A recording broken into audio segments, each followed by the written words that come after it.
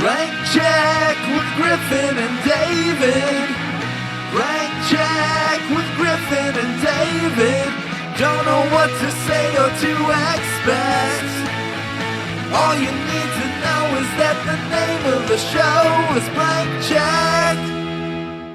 I'll tell you something. This country's going to the dogs. You know, it used to be when you bought a podcast, that son of a bitch stayed bought.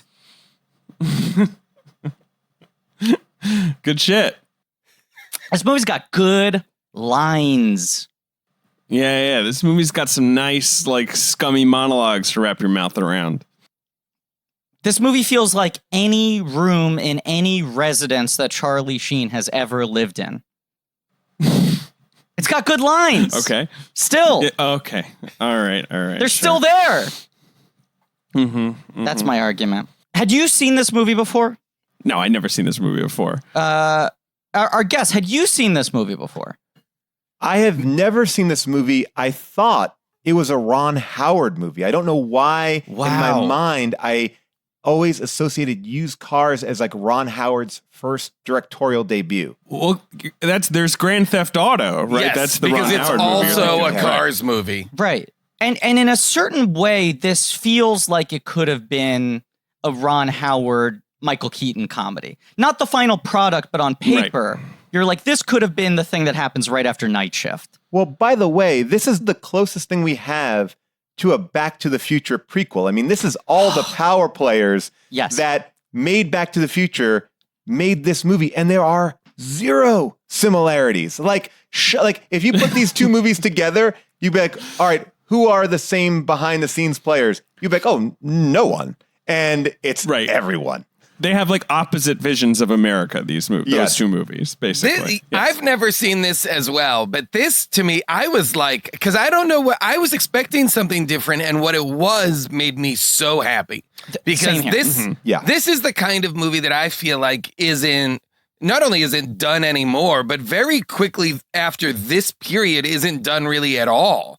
Like, I feel like Used Cars has more in common with like Smokey and the Bandit than it does Back to the Future. Like, than it does. I almost feel like it's Robert Zemeckis doing something at a time when there is like blue collar scumbag anti-heroes are like the lead of movies, right? Rousing people to help them combat like usually cops or judges or whatever, in this, and whatever. But this to me, that kind of shaggy bad guy is the good guy kind of thing, that's like Burt Reynolds. That's Hooper. Like, that's Burt Reynolds movies of the 70s. It's great. It's Burt Reynolds movies of the 70s and Bill Murray movies of the 80s. Like, they're the exact cross section between those two movie star runs. I will also say this movie, there's an inherent like horniness to this movie, and it's not like a sexual horniness, but there's a very like,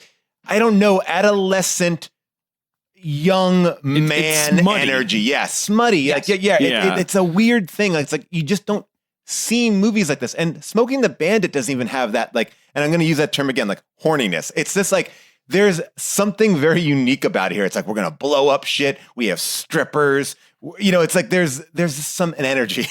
Yeah, it's got that kind of like early Landis thing, they're like Kentucky Fried Movie, right? Yeah.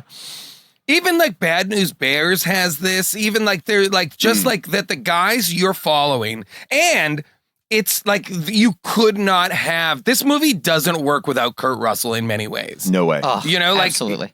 Kurt Russell at a time in a place where he is showing you so well that he can both straddle what is capable of being like the slimy, smarmy kind of guy who is cheating people, like legitimately. Like, that opening crane down from like the lot into him dialing back the odometer is perfect. It's like, here is this guy, he's a piece of shit.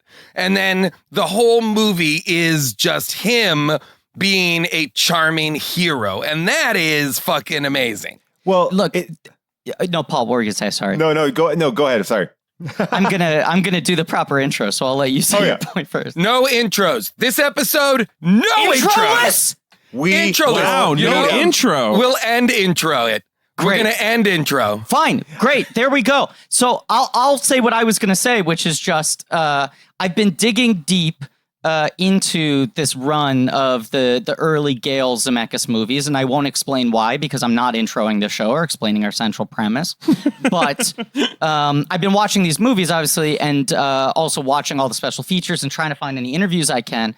And there are two things that really stuck out to me while watching this movie. One is Gail was saying in some interview, I think it might have been on the special features for Used Cars, that Francois Truffaut always said that a filmmaker's second movie is always in direct opposition to their first film.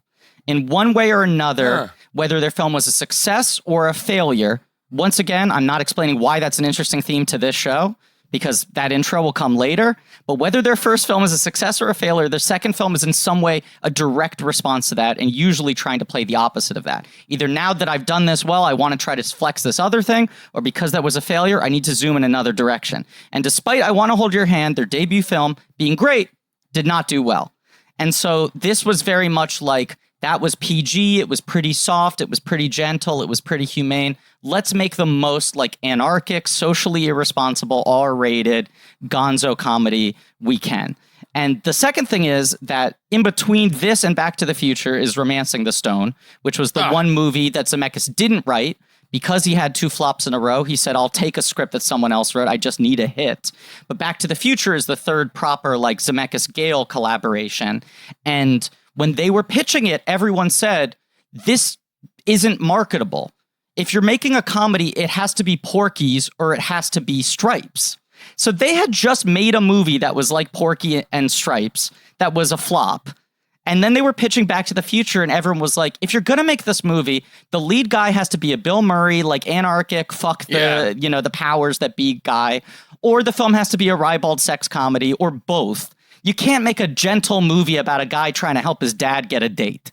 And so this movie exists in such a weird, specific pocket of Gale and Zemeckis doing this thing incredibly well that feels like it's not necessarily what they are most driven to. And this is one of only two R-rated movies that Zemeckis ever made. The second one is Flight. Well, I want to talk about comedy and Zemeckis and comedy, and then go a little bit further out and talk about Spielberg and comedy, because I love this context. I love Spielberg, but in comedy in Spielberg, I don't know what his sense of humor is, right? And I feel like we were talking about this on our last episode. Spielberg in comedy is very weird. Exactly. And I feel like in a weird way, this is Spielberg's sense of humor, because he's like, I want to continue working with these guys. I think this movie is like a sledgehammer comedy. And what I mean by that is that odometer scene that Jason's talking about, the music that kind of underscores it. It's so big. It's so bombastic. When they hit jokes it's like John Philip Sousa marches. Yes. Are used throughout the movie to give you this sense of like old timey, like grand kind of like Americana kind of bullshit, but then juxtaposing it with someone who is acting in direct opposition to what those kind of patriotic marches represent. It's uprising music. Yes. Committed to a swindler and a shitbag. Yeah. I mean, but in a weird way, the kind of thing that works really well, and I know that we're talking about Bill Murray being like this, a guy who is against the system, like Kirk Douglas makes a shitbag likable. I think you could always argue that Bill Murray could be unlikable to other people. But in this movie, Kurt Russell is likable pretty much to everybody but the guy that he's against, right? The other Fuchs brother, which, by the way, why did I know I was going to love this movie? When it said in the credits, Jack Warden as the Fuchs brothers. Slam dunk. Yeah. You can sit back. Dual role Jack Warden. You're in good hands. I was so excited when I saw that he was playing two roles. That was bummed when he died young in one of the roles, or died early rather. He is a great shithead, and he's a great, like, good old pal who, is your best bud. He's great at both, and he's like, why don't I just do both? I read that he originally turned this movie down and then said only that he would only do it if he was offered, I can't remember which of the brothers, and said he would only do it if he could play both. Yeah, they offered him the bad guy. The good brother was going to be a different actor, and he said he'd only do it if he could do both. Which I love. Amazing. Which is so good. And Jack Warden, Jack Warden is somebody who, for me, is, Jack Warden in Shampoo is unbelievable. Jack Warden is like, and then, Heaven Can Wait. Yes, like is just one of my all-time favorite character actors of this generation. Well, I mean, this movie is chock full of some of my favorite people. I mean, Joe Flaherty. I don't see enough of Joe Flaherty. Michael McKean. Lenny and Squiggy. Lenny and both Squiggy in this movie. Do you think that Lenny and Squiggy create, like, I was trying to figure out the timeline. Is this pre-Laverne and Shirley, and did they cast them because of this movie, or vice versa? Is it pre? Is it? No. It's mid Laverne and Shirley. It's mid Laverne and Shirley. And the selling point was they were getting into such an Urkel zone where it was like their characters were becoming so big. And they had started out as comedy partners that the pitch was, do you guys want to come? You get to work together. We'll give you a lot of latitude. You can make the characters as different as you want. And that was the selling point for them. You were not hiring you to play Lenny and Squiggy. And they were great. Yeah. I mean, that's like the only my only heartbreak is that Carmine Ragusa, the big ragu, didn't get in as well. You'd love a little ragu on top of the dish. Yeah, just a little bit of that spicy sauce, Yes. Why did they break up? Do we know why they broke up? Like, or they didn't work together more? I think it was probably that problem. I think it was that they were just like thing. Right. The duo had become so iconic that to a certain degree, I think they were probably worried about like, are we Cheech and Chong? Are we never going to be able to do stuff that isn't reliant on this dynamic? The other thing that we need to lay out right away, if we're talking about career arcs, is that this is the first Kurt Russell movie that's not a Disney movie, right? Like, I know there's the Elvis. The Elvis miniseries, the John that was Carpenter the year before. Elvis miniseries comes out the year before, and then Used Cars. These two things come out within, I believe, 6 months of each other, maybe a little bit more. This is a year before Escape from New York. The following year, Escape from New York. Yes, but that's him the being transition. like, I am a grown up. I can play a badass. Like, I'm not just like a sweetie pie. But this is the beginning of him being like, I can have an edge to me in a movie. This is where you see him being a charming rake. This is where this is the version of Kurt Russell I believe could have been Han Solo. Yes. Yes. Like that makes sense to me. The charming rogue, the guy who's operating only for himself until he's forced to care about others. Like, think of this run. It is Used Cars, Escape from New York, The Thing, Silkwood, Swing Shift. I mean, that's a great run. Yeah. Great run. Like, and he's on his way further, to Tango and Cash. Yes. Right. When he hits perfection. But I believe it's the Disney charm that makes him that makes this kind of like this movie in somebody else's hands is a little less likable. There is something very so charming and you want to root for him. And yes, he is a scumbag, but I honestly don't even view it like that because he brings a real level of an everyman to it. Not like Bill Murray. I think like Bill Murray seems like he's working the system, or Kurt Russell seems like the system's on him and he's just trying to do good. Like he's trying to run for, I mean, the plot points in this movie are insane. Well, the fact, to your point, exactly, Paul, the fact that his drive, the engine that is driving him through the movie is that he needs to raise enough money for a bribe. Yes. He needs to, the system, it's a movie, it's another great kind of movie that exists in a world in which everything is corrupt, right? We are post-American Graffiti in terms of everybody's great, everybody's cruising the streets, everything's great. It's the 50s nostalgia, which Zemeckis will then firmly engage in Back to the Future. Mm-hmm. But instead here, it's very present day. It is very much, we're fucked. We're it's fucked. Post Nixon, post Ford, right? Yes, that kind of everything, post Vietnam, everything is a fucking mess. And you got to scrape by as best you can. Politics are bullshit. Even to be a state senator, you need a $50,000 buy-in to bribe some guy, and that's what Kurt Russell wants in on politics. And let's make it clear, the reason he wants to raise that $50,000 bribe is so that he can get into office and then accept bribes for the rest of his life. He explicitly wants to be a buyable politician. That's what he tells everyone. And like, I don't think that the other dealership is probably that much better, but they're acting like, well, we got to save our used car. Like, they're terrible business. They rob people. They sell them shitty cars. Go ahead. The main thrust of this film is incredibly flawed because it's driven a lot by these commercials. And we'll get into like how those commercials come about. They're big set pieces, but like, these commercials are so effective that all of a sudden people in this town are like, oh, I got to buy a car now. Like it's like buying cars aren't like, it's not like, oh, there's a new thing I must get. It's like people are buying cars in this town recklessly. As if they're like hitting up a new frozen yogurt shop. Yes. It is bizarre. Like I've never seen a used car commercial and be like, oh yeah, I should buy a car right now. They really missed an opportunity to make the Pinkberry Red Mango version remake of used cars. Menchie's. When those two went to war with each other. Used Gertz.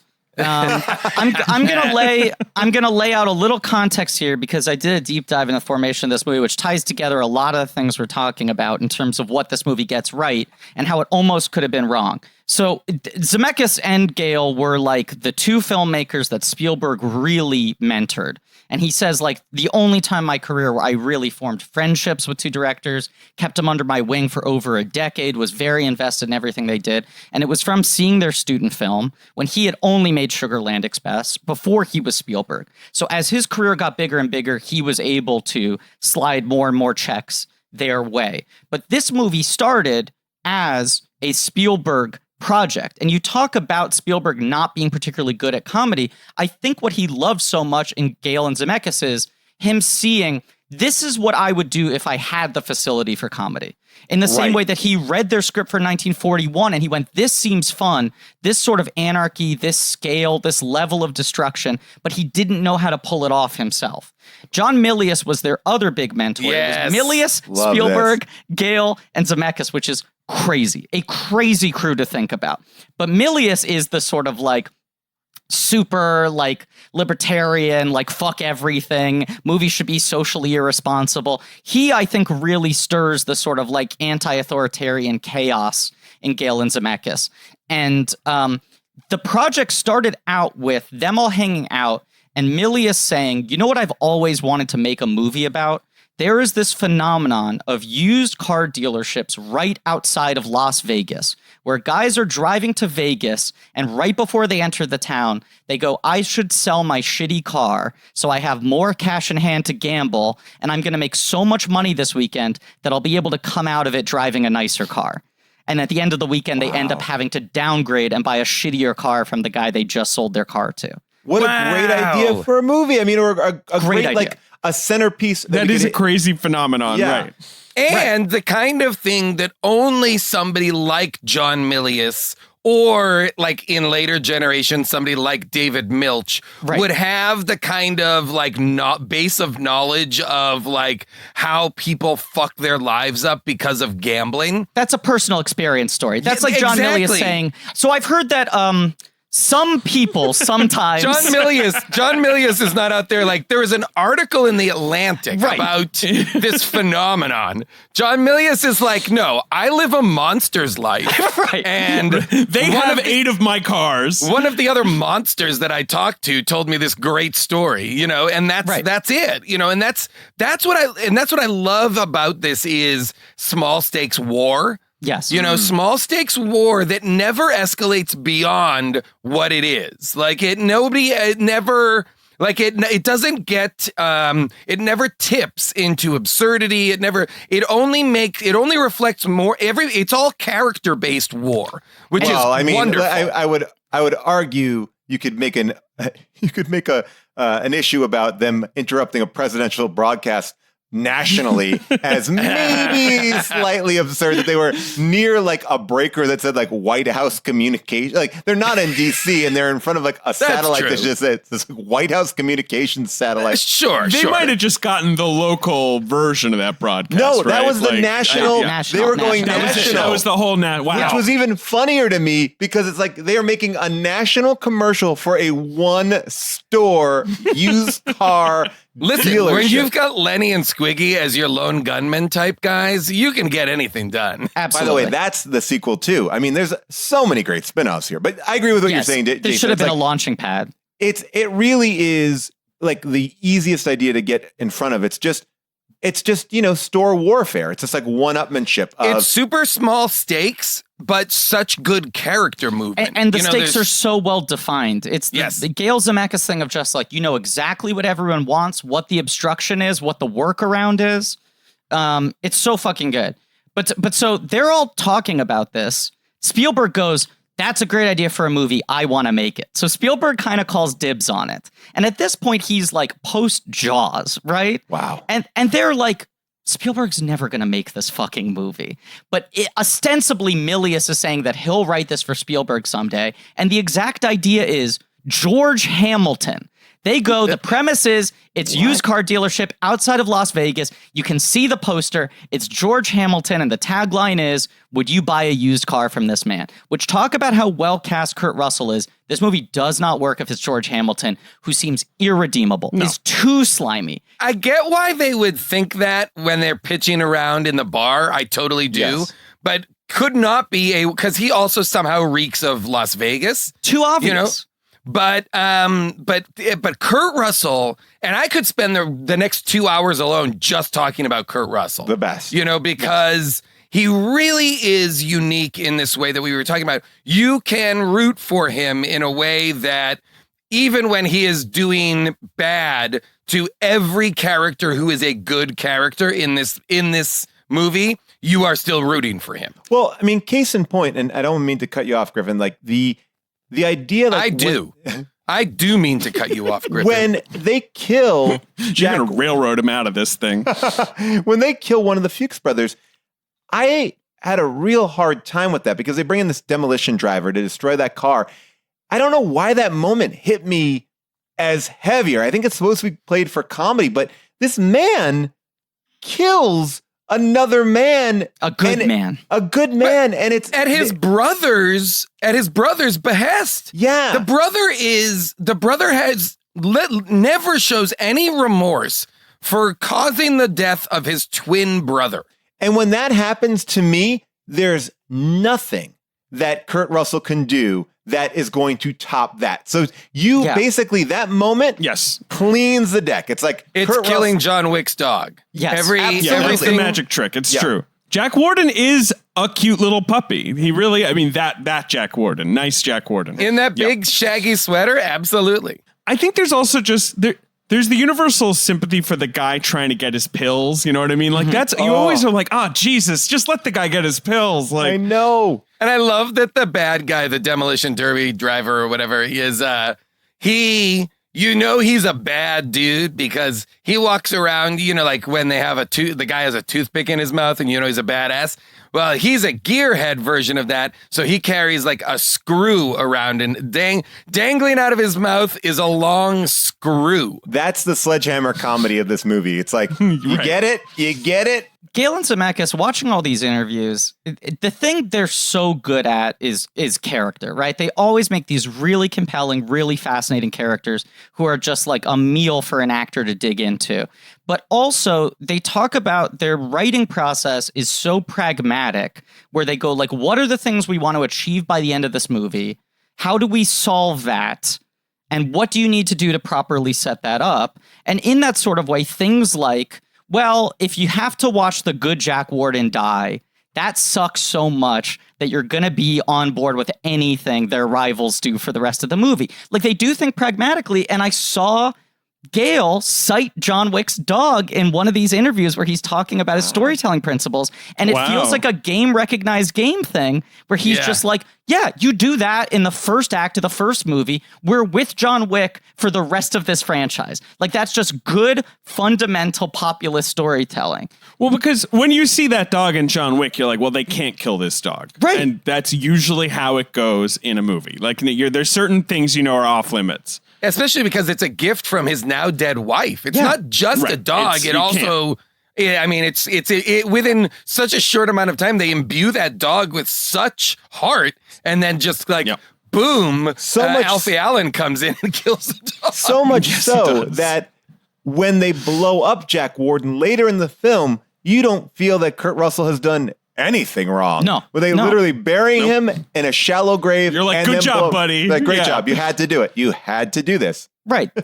Doing that is less disrespectful than letting his brother take over the dealership. Yes. And that's what because we haven't said what's at stake here is that the government is going to reroute a highway right through one of the Fuchs brothers' car lots. So one of them is about to be out of business, and one of them is about to have the best possible setup for selling used cars. Right. And the bad guy Fuchs brother thought he'd bribed all the right people and done all the right. He thought he'd played the game, baby, but he's wrong.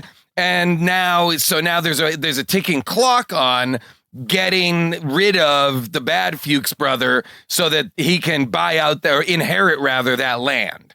And there is a contested daughter who re-enters the mix. Re-enters late, by the way. Late. Like, Really? Doesn't come in for Very an hour. late. Yeah. This movie is long, by the way. This movie is this has the John Landis comedy vibe of it's almost a 2-hour film that really, for the level of comedy it is, this could have been a 90-minute movie. But I mean, I guess it's that third act too, where it's like, which always kind of not puts me to sleep, but it's like the Blues Brothers thing. It's like, all right, car chase, car chase. Holy shit, that car chase goes on for a long time. But I also feel like it's one of the better executions of this I've ever seen. Yes. I loved it. What should be a 3-act, 90-minute comedy, adding on an extra act that's suddenly action set pieces. Yes. It's that thing. This is where, too, it starts to remind me of the Burt Reynolds car movies, car culture movies that are such a part of this. Like this big, they've got whatever it is, 200 kids to drive jalopies across down the highway. And then when they turn, they've got, what's his name? I can't remember the guy's name, who is in the lead, who realizes he's in a red car. And then Garrett Graham. Yes. It grinds everything to a halt because, like, I can't drive a red. There are so many good little things woven throughout here about his fear of bad luck and bad juju and like good luck charms and red cars. All this stuff about cars and superstitions felt very real again to a used car lot, like to guys that are like daily having good or bad luck selling a car. Well, that's where, I mean, you guys were saying that this does not feel like a movie made by someone who's like 3 years away from making Back to the Future. No. But on the other hand, I guess 5 years away. But on the other hand, that's where for me, the last act, the fourth act of this movie really starts to show, these guys are about to make Back to the Future. Because the way all those things pay off, all these things that for the first 90 minutes feel like just fun bits of characterization, right? One-off Like bits. the teacher coming back with all his students, like that's a random Everything joke that doesn't need to come back. All in. that, yes. Like this scrappy comedy at the last 30 minutes becomes tight as a drum, and suddenly everything is suddenly like an activator for some ecstatic payoff. And by the way, I just want to shout out Alfonso Arrow, who you might know as El Guapo from Three Amigos, who plays a very large part in this movie because he owns the 260 cars. And a great little moment in the beginning that you forget about goes away for the entire film. And I was so excited to see him back again. At the beginning, it was odd that they did set up, I have 260 cars. But it was a payoff I enjoyed seeing come back. Well, both of you guys come from improv. There's that philosophy where it's like the perfect time to do a callback is the minute after the audience has forgotten the thing you set up in the first place. And that's what they do this a couple of times throughout the movie, is they don't feel like they need to hold your hand at all. They let you forget that those cars exist. They let you forget a number of items, even as to your point earlier, how long they wait to have the daughter return. Yeah. Not that you've forgotten, but in another movie, she would have come earlier. And in the John Milius version of the movie, they would have failed. It's a Zemeckis. You can feel Zemeckis and Spielberg in how the last act of this movie is unabashedly hopeful and successful. Yes. To the point where they are Kurt Russell and I'm forgetting the actress's name who plays the Fuchs daughter. Deborah Harmon. Deborah Harmon are also in the back. Plutonium newscaster in Back to the Future who announces that it's stolen. They are in the back of a pickup truck, leading everybody, rah rah rah. It feels very. It's ecstatic. This. We're gonna do it. We're gonna save the show. In a way that I feel like the John Milius version ends with a wrecking ball going through the used car dealership. And them crying at the funeral of an American flag. Yes. They win over Grandpa Munster. The fact that, there's something about the infectiousness of this guy representing the good and the ill of the American spirit is the Spielberg Zemeckis connection. Oh. Wow. Okay. Yeah. Answering the call. Who we got? I'm going to answer the call. I would love for you, much like the 2016 Ghostbusters, Holtzman, Yates. Yeah. Wow. Their Gilbert. names. Tolan. Okay. I pulled all four. Someone is trying to Zoom bomb us. And of course, as we all know, when someone's trying to Zoom bomb you, you hear the ringing, they let you accept, and also it makes the Skype sound. That's exactly how it works. Now, who is this? Who's been very quietly listening to us talk Ghostbusters after Zoom bombing? I didn't know you clicked accept. I didn't hear a click sound. Okay, click. Hello. Hello. How are you doing? I'm doing good. How are you? Who's this? You've got a nice lilt to your voice. Oh, it's the Beatles, isn't it?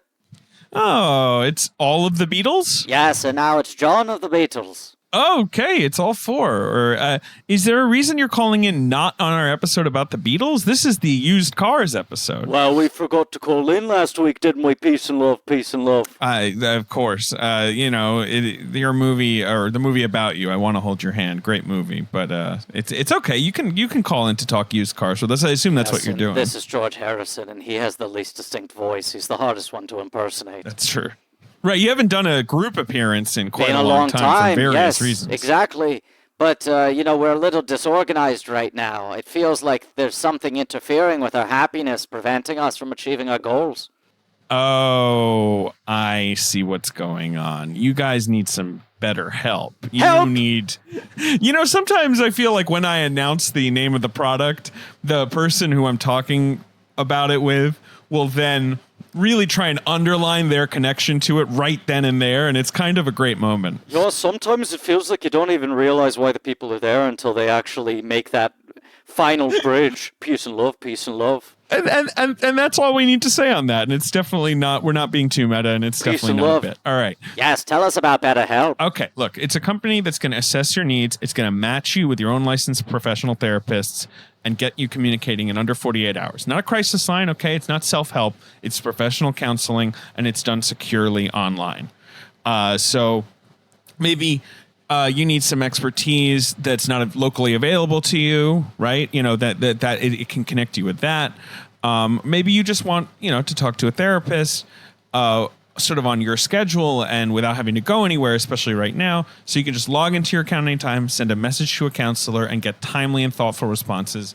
Plus, you can schedule a weekly video or phone sessions. So you don't have to like sit in a waiting room. Yes, that would be ideal because not only are there 4 of us in the middle of a pandemic who can't be in the same room together, but 2 of us are dead. Those are all issues that I feel like would be a good thing to talk about. And BetterHelp is committed to facilitating great therapeutic matches. And if you want to change counselors, that's easy and free. The whole thing is much more affordable than traditional offline counseling. Financial aid is available.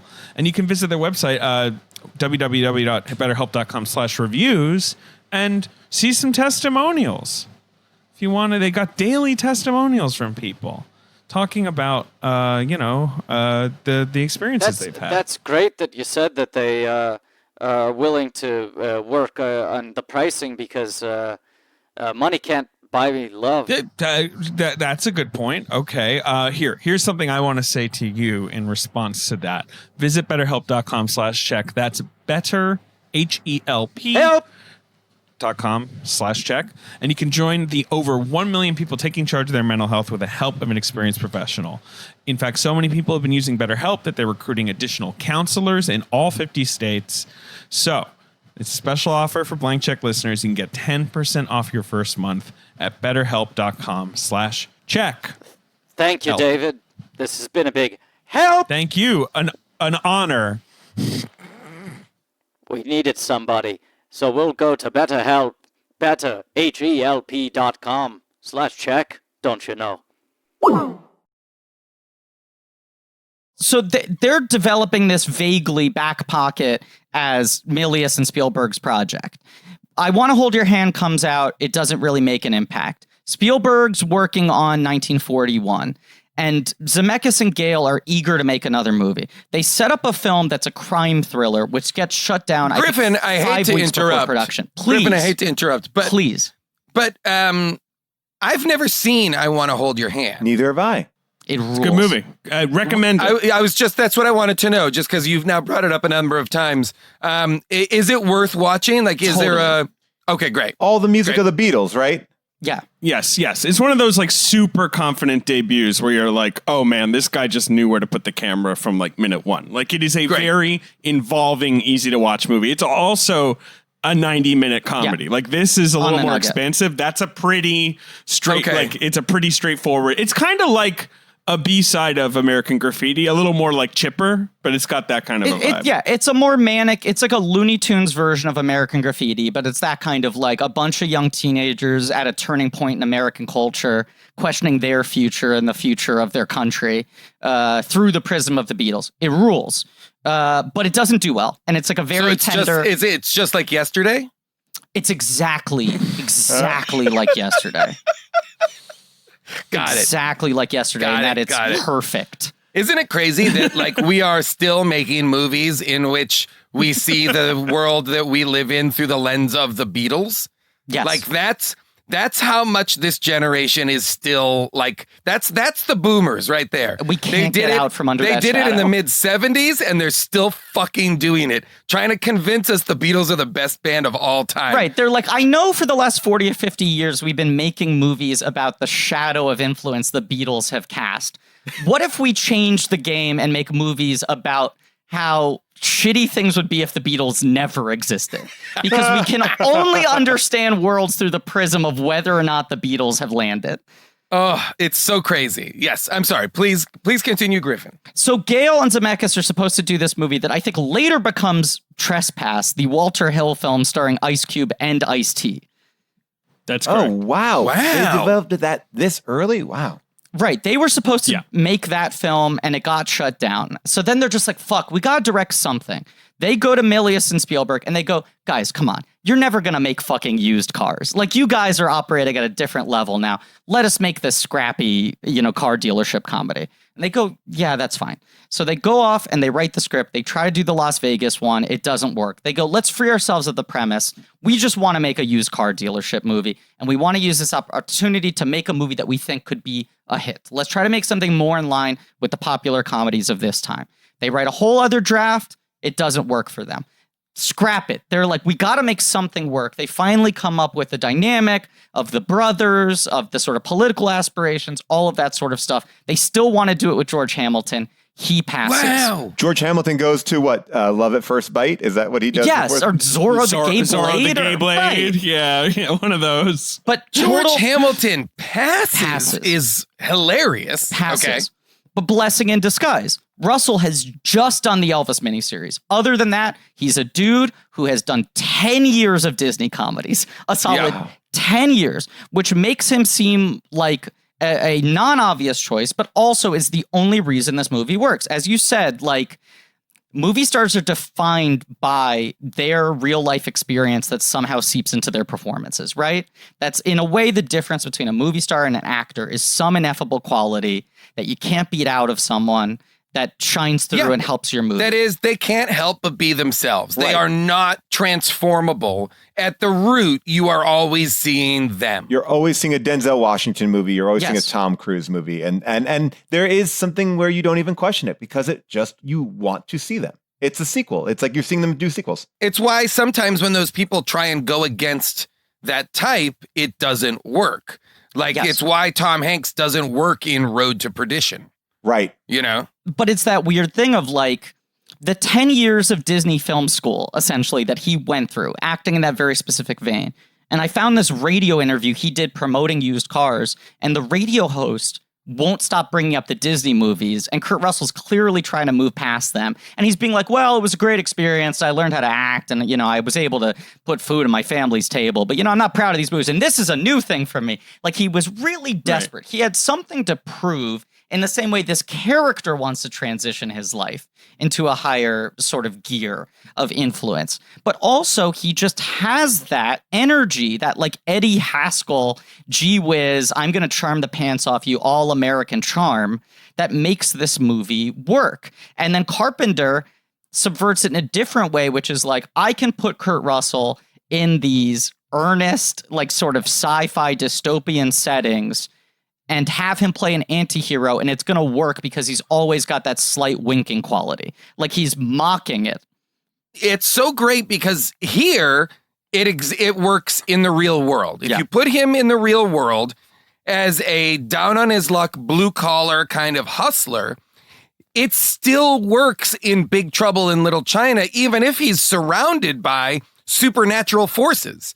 You know, it still works if you put him, you know, at an Arctic base, you know, and there's a Cthulhu style monster. He still works because he's your buy-in. He's got that characteristic that you're like, I want to be this wise. He's not an expert. He's never the smartest guy in the thing. He's always the guy who has kind of stumbled into and is trying to make the best of these circumstances. To that point, is there something about Kurt Russell where, and this may be true for a lot of characters, but I'm kind of seeing it with him, where he doesn't bring the problem to himself. Like in this movie, he's not the owner of the dealership. He's defending the dealership's honor, right? In Escape from New York, he's being brought in kind of against his will. He's never wanting to be the hero. He's never really wanting to step up. Whereas sometimes I feel like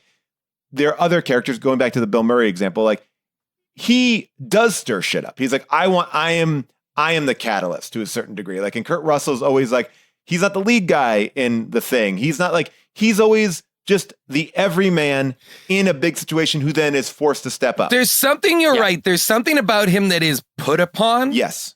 Right. And there's like Kurt Russell excels when he as a character has been put in circumstances that are not ideal for him, that he needs to figure a way out of. And even Tarantino uses this in Once Upon a Time in Hollywood by forcing Kurt Russell's character to be in between his wife and Brad Pitt. Yeah. You know, he's still jammed. He's always jammed up somehow. He's never in control. He's always somehow reactive. Here's the beauty of Kurt Russell. He's incredibly active in being reactive to other characters. Except when he's Captain Ron. That's when you get him full blown chaos. Uncut Kurt. Yeah. I feel like it is. I mean, he's a guy who always seems to have a very canny understanding of his movie persona and his skills in that sort of sense, and what sort of stories he functions best in. Because, like, Bill Murray is Bugs Bunny, right? Bill Murray, his dynamic is, I don't even want to be in this movie. That's the appeal, is not only is he fucking with all the characters on screen, but it feels like he's fucking with the fact that he even has to be in the film. He's coming just short of staring down the lens and going, ain't I a stinker?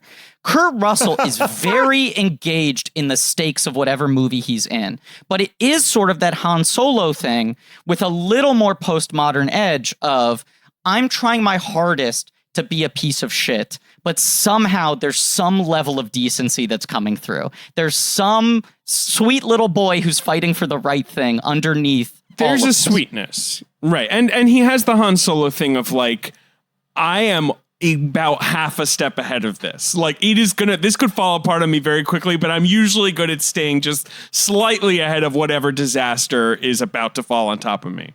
But you also talk about like the way this character is built. He is a piece of shit. Everything he does is objectively kind of wrong and unlawful. But as we're saying, A, he spends most of the movie trying to save a dealership that isn't even his.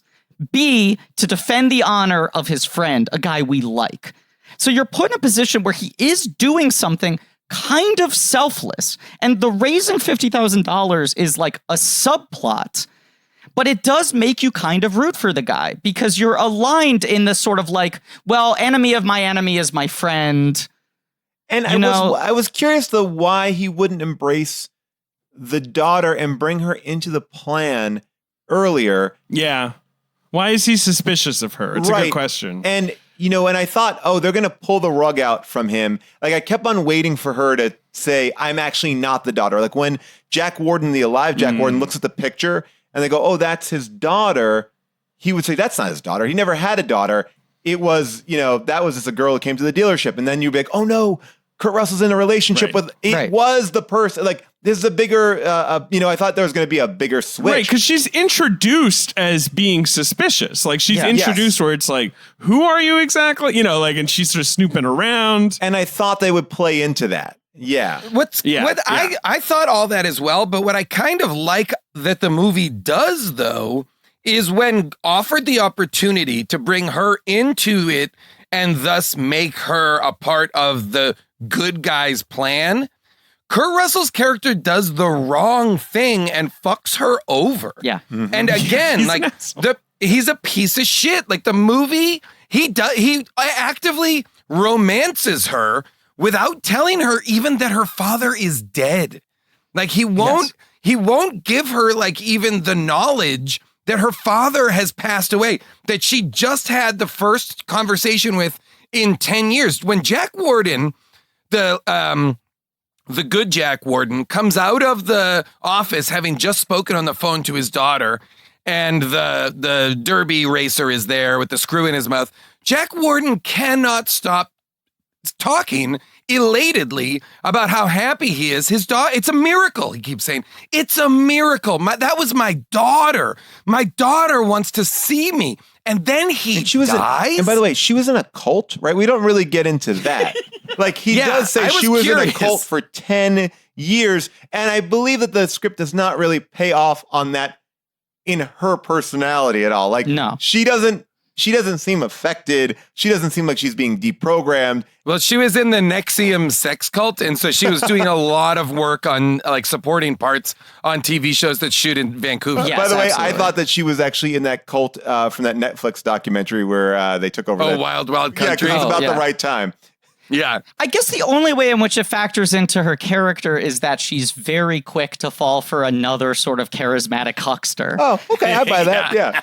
But by the way, wouldn't that have been a great thing that she never did trust him? Like, I don't trust once bitten, twice shy. Like, it's a nice thing they do, though, because at this point they could redeem Kurt Russell and they don't.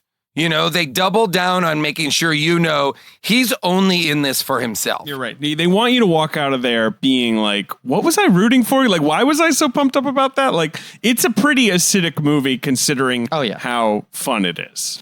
But this is another very subtle magic trick they're doing, which is you're watching it and you're going, this guy is wrong. Why am I rooting for him? And you're not really even factoring in the fact that it is like it's his friend's legacy. It's someone else's business. It's all these other things. Like on a he surface, doesn't even know. He doesn't know. To be fair, he's doing Kurt anything Russell doesn't good. even know about the highway plan. Right. It's not like everybody knows the highway plan is looming over everybody's heads. He is literally just acting only for his own self-interest at all times until the very end of the movie. And even then, it is only because only then does he have like a crisis of conscience in a way. That's the magic trick, is he thinks that he is exclusively doing the wrong thing, but secretly he's doing some right stuff over the course of the movie unknowingly, which makes him rootable. I also think there was an anecdote where they said the scene where he has to sort of like not confess to her, but make the speech about like, I really like you, right? And I think there's something here. On the day they were supposed to shoot that, Zemeckis and Gale like took stock of every lie this character is maintaining at this point in time, all the fucked up things he's doing, and how much of a huckster he is. And they're like, this monologue is like 4 lines. I don't think this is enough. We would not be able to convince a girl to stay with this. We have to write this scene out. So they wrote a 2.5-page version of it. And they went, hey, Kurt, we know that the scene was underwritten. So we wrote a new version of it. Here you go. And he looked at it and he goes, guys, I don't need 2.5 pages. I can get this done in the 4 lines. And they went, really? And he delivered the 4 lines that you see in the movie. And they went, fuck it. Kurt Russell's right. He, as a movie star, has the power to take those 4 lines and imbue them with enough earnestness, activate his fucking computer wore tennis shoes, Disney charm. Super dad. Where, even though you shouldn't root for this guy, he gives that speech and it's like, gee whiz, I really like you. And you go like, fuck, yeah, no, she should stay with him, I guess. It's true. Yeah. It really is. Like, you don't lose faith in She him. came in at a weird point in time where her presence messed up the plan. And I believe that on a different situation and a different day, they would have connected the same way. He just couldn't let her in to this secret plan. So I believe that that's also a part of it too. I mean, not to keep on defending this character, which I really do like, but I do believe that like you believe that there's a connection between them. Like even when he comes after the bowling alley, like there's something there in that scene with them. Like, oh, I like them together. There's something genuine between the two of them, even if he can't crystallize it. Yes. Even if he can't until the end of the movie realize that he needs to perhaps put himself aside. It's only in that moment where he's actively giving the bribe over to a person who handcuffs himself to the doctor's bag full of money with a chain that is 7 feet long. I was like, what is this about? Why put a safe in your refrigerator, but yet not cover up the safe? Like if you were to open the fridge, you would see there was a safe there. It wasn't like, oh, you move a carton of milk and the carton of milk is actually a safe. It's just a safe in the fridge. But that moment for me, I also went, oh, this is one of 20 hiding spots he has. Right. Well, by the way, this movie, for all we're talking about how it's good and twisty and turny, I mean, there are some real leaps of logic. We talked about breaking into a national White House transmission. I do want to even just mention the core of the film, or the third act. Are you talking about burying an Edsel? Is that, or are you talking about the mile of cars? The stampede? I'm even talking about something even different, which is like the lawsuit about how they've edited her TV commercial. Like that seems to be the most provable thing. To be like, oh no, here's the script. And someone definitely manipulated it. She doesn't even seem to have any defense. You're telling me Lenny and Squiggy can't figure this out? Yeah. Lenny and Squiggy were able to break into a national broadcast. They can't figure out that the thing's been messed with? Like, that to me was such a logic jump. And the fact that she has no defense for it, like, she's like just to shrug it off. Like it would have been better if they went over there and convinced her, like, hey, let me give you a tip on how to shoot your first commercial. Say this. And she didn't know, and they trapped her into a lie. Instead, they go in this convoluted route, doing something she didn't say, where there is a script. You actually show the script in the movie. Like, there is proof, there's evidence. They could have just gone across the street and said, "Hey, honey," like I'm using the character's voice, not my own way of talking. Wow. Hey, honey. Let me help you do this. And they could have tricked her. Like it would have even been more effective in a weird way. In both this scene that you're talking about, Paul, when the bad Jack Warden alters her commercial, and in the previous stuff, I wrote down a note because I was like, in this movie, there's so much AV explanation because this kind of stuff, like moving words around or breaking in using satellite feeds and all this stuff, was so brand new. It's like James Bond shit. They really had to walk people through. But then in the Lenny and Squiggy version of it, there are jokes. The best being when they explain that Squiggy has put a pacemaker into Lenny, like they're biohacking in like whatever year this movie was made. I was 1980. like, does he need a pacemaker? If so, he should go and get a real one done. Like, what is going on? And he brags about the pacemaker by hitting it. And there's such a good performance moment from McKean where he winces. Oh yeah, I love that. The best. There's just a lot of, again, in a movie that is pretty straightforwardly just a war between used car lots, there's a bizarre amount of it hinges on AV components. Well, that's the Zemeckis thing, right? Like that weird tech obsession. Like these guys are kind of gearheads. Like, that's true. I guess next movies they're gonna make are the Back to the Futures, the Who Framed Roger Rabbit, right? Yeah. Well, I guess it is this idea too. It's like it's this very contemporary moment that it's depicting, but it is cutting. He's gonna insist on saying, but yet there is cutting edge technology out there that we have access to. Let me just give you a glimpse. Let me show you. It's almost like let me show you, Jack Warden, generation, the greatest generation. Let me show you, old man, what we can do now. And he's like, what? You can do this? Like it really is like it's an explainer for old people. It is funny, as you said, that they just cut into the middle of one of those courthouse scenes, and Grandpa Munster says, like, and because there's no evidence of tampering of the video footage. Yeah. Like, they just don't show you the part where somehow that is completely disproven, even though it should be very provable. Like, Joe Flaherty basically goes, I have expert testimony to say it hasn't been tampered with. Right, that's what it is. We're just believing the prosecutor. And I Grandpa Al Lewis, love Grandpa Al. Incredible. And the fact that he's the hanging judge and all over his judge's table are like little effigies of like hanging. I don't know, that to me. Little models, guillotine, right? Little models of the electric chair, little functioning working models. Little working models of a hangman's platform so that when he's talking, he can activate it and the little man drops and hangs. It's so good.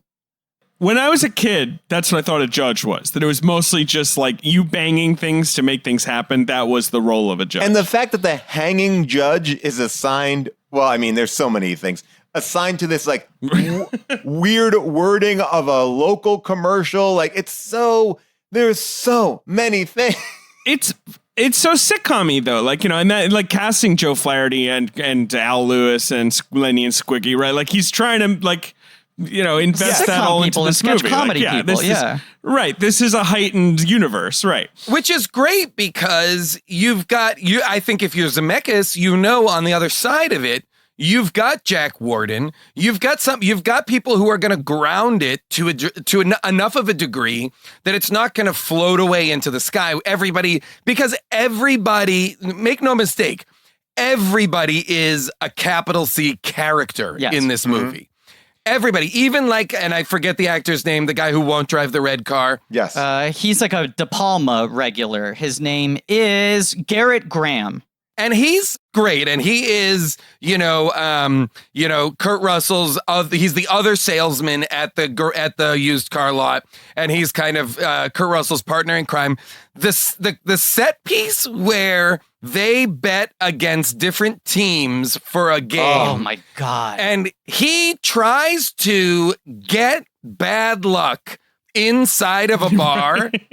He's for like salt, 2 minutes, for solid 2 minutes, he runs around a bar, knocking over salt shakers, opening umbrellas. How are there that many umbrellas in this place? That is one of the most original and hilarious set pieces I've ever seen, in the sense that, you've seen so many of these things, in different variations. I've never seen trying to get bad luck. No. And again, they are so smart. This just sets us up for why he won't drive that car at the end. Yes. This, like, how extreme his reaction is in the bar, and it's extreme, and it is funny. It is not raining out, and there must be 15 closed umbrellas inside that bar. And the restraint that they took to break glass, or break a mirror, because we all know that's a big one. And, he found many a thing before breaking a mirror. That's the artistry of Zemeckis and Gale in this period, is like they are able to look you in the eyes and convince you that the Chekhov's gun in the wall is just decoration. They're like, I know you know how movies work. I swear to God, this is just a funny joke. It's not a plot setup. I don't know, Jason and Paul, if you had this thing, but like as people who write comedy, when I recognized, oh, fuck, this scene is now going to be him trying to create as much bad luck as possible, I got vaguely angry at how good a setup that is. When you just see, you so rarely see a set piece in a comedy where you go, wow, that's actually an original idea I haven't seen before. It's not a take on a classic. I also had the thought, I was like, oh, I can't believe I've never seen this. This movie's 40 years old, and you're like, fuck, this is the only time anyone's done this? I love comedy as magic, in the sense of, there's a Chappelle special, I don't remember what it was, and he basically says at the top, like, I'm going to make this thing funny. Like, you don't think I can make this thing funny, or here's the punchline. He does something like that. He goes away for it for 15 minutes, and then he gets back to it and he hits it, and you're like, oh, like I love saying here it is. I'm showing it to you. And then they kind of sneak around. And this movie does a lot of that. It really plants those seeds really nicely, and it's so fulfilling when it pays off. There's something wonderful about discovery, true discovery. Yes. Like unexpected. That's what makes things funny, right? When you really are surprised by or discover something along with the characters. And that is, for all intents and purposes, what is I think exciting about performing, and what I think is also fun about watching improv, because improv is all discovery, not just for the audience, but the performers as well. Everybody in the equation is seeing this for the first time be done, and that discovery is exciting when it works. And in this scene, I was like, this is such a great game, such a good game to play. They are against each other. They've bet against each other. And this man is going to try and engender as much bad luck as he can in order to win his bet on this game. And it also is a great friendship moment, a great character moment, which is kind of that's the other thing. It works so nicely because you buy this bond between these two guys. But you also get why he then is sitting on the side of the road later and is like, I can't do it, man. I can't. It's a red car, man. It's a red. I was like, fuck, yes. I love this. That scene accomplishes 5 things at the same time. One of them is you think that's the Chekhov's gun going off of the superstition. That's the ultimate heighten, that it's not going to pay off with the red car later. 2 is it actually sells the bond between these characters, right? 3 is it's a great device for device's sake. But also talking about how Gale and Zemeckis do these sorts of payoffs without holding your hand, ironically for guys who had just made a movie called I Want to Hold Your Hand. It's that thing, that storytelling principle, and I think especially with comedy, that's so satisfying, where you don't spell it out for the audience. You give them 1 and 1 and allow them to make 2 together. That you sort of have them betting on the game. He's bombing. Russell's depressed. Garrett Graham comes in. He's like, this is amazing. I'm so glad I bet. You should have bet on this. I did. I bet on the other team. The sinking realization, him saying, how much did you bet? Everything. The only way you can win is if I lose. He says that. You know this guy's internal mantra, which is every superstition matters, right? And then he knocks over the salt. He doesn't say anything, but he slowly prepares to knock over the salt as like the throw. Other guy gives him the salt, yes, which is even better. Which is even such a great, small, slight move. It's also, again, not to interrupt you, Griffin, but definitely to interrupt you. Yeah. It's also wonderful in a way to illustrate Kurt Russell's character, and it's not even brought up between them. Kurt Russell they've talked earlier about the bet the friend has made. Kurt Russell has knowingly bet against his friend. Yes. By the way, another bet that he made based on superstitions. Like, again, it's exactly. beautifully crafted.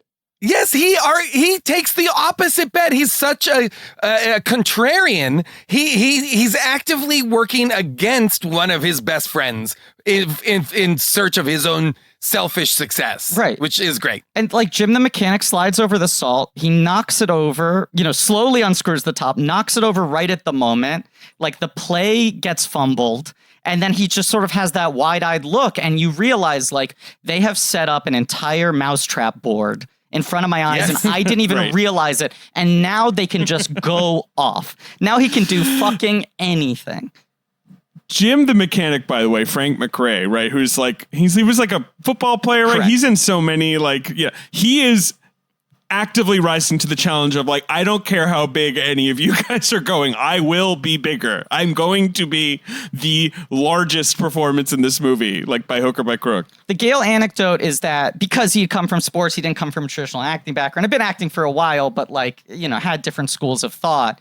He, when they started filming, would say every one of his lines as slowly as possible. And Jack Warden was like, "What are you doing?" And he was like, "See, it's smart. If you say your lines slowly, then you end up with more screen time in the movie." And Jack Warden was like, "Kid, I've been making pictures for 60 years. If you say your lines that slowly, they're going to cut around you. You got to say it quick. And that way, they have to use everything you say." So then Jack Warden put the fear of God in him, and his game became, I have to say every line as quickly as possible, which then Gale and Zemeckis used to motivate their actors to say, try to even outspeed him. Like, let's be at this tone at the whole time. Wow. Let's get this energy going. The whole energy of the movie was sort of reverse engineered from that. That's amazing. Unbelievable. I love that. And he's great. I loved when they charge him with being a car salesman, not just the mechanic. And he's trying to get that guy in the car. There's just great. Everybody gets moments to be great in this movie. Everybody gets to have their character developed like 2 more steps than movies now do.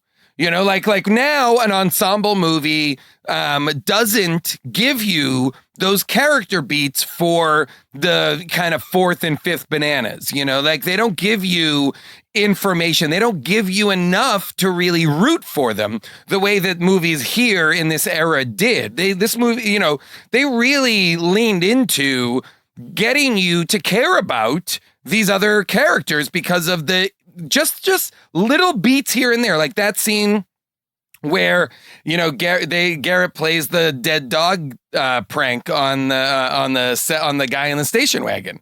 It's amazing, and the fact that we see everybody at home watching those commercials, and then those are the same people who show up to the car lot the next day to buy those cars. You see that guy and his family, and then you see them buy the station wagon. I think that there's something to be said for simplicity in comedy in big movies, because this movie is complicated in some of the decisions that are going on, but at the end of the day, it's just really an us versus them. It's just like, how do we shut down that other dealership? Things get in the way of it, but it allows you to have a lot of scenes of these characters just kind of hanging out. It's the ensemble nature of it. I think Ghostbusters #1 kind of exists in that same world where it's like, yes, they're getting ghosts, but at the same time, you're just existing in these guys owning a business and the ups and downs of that.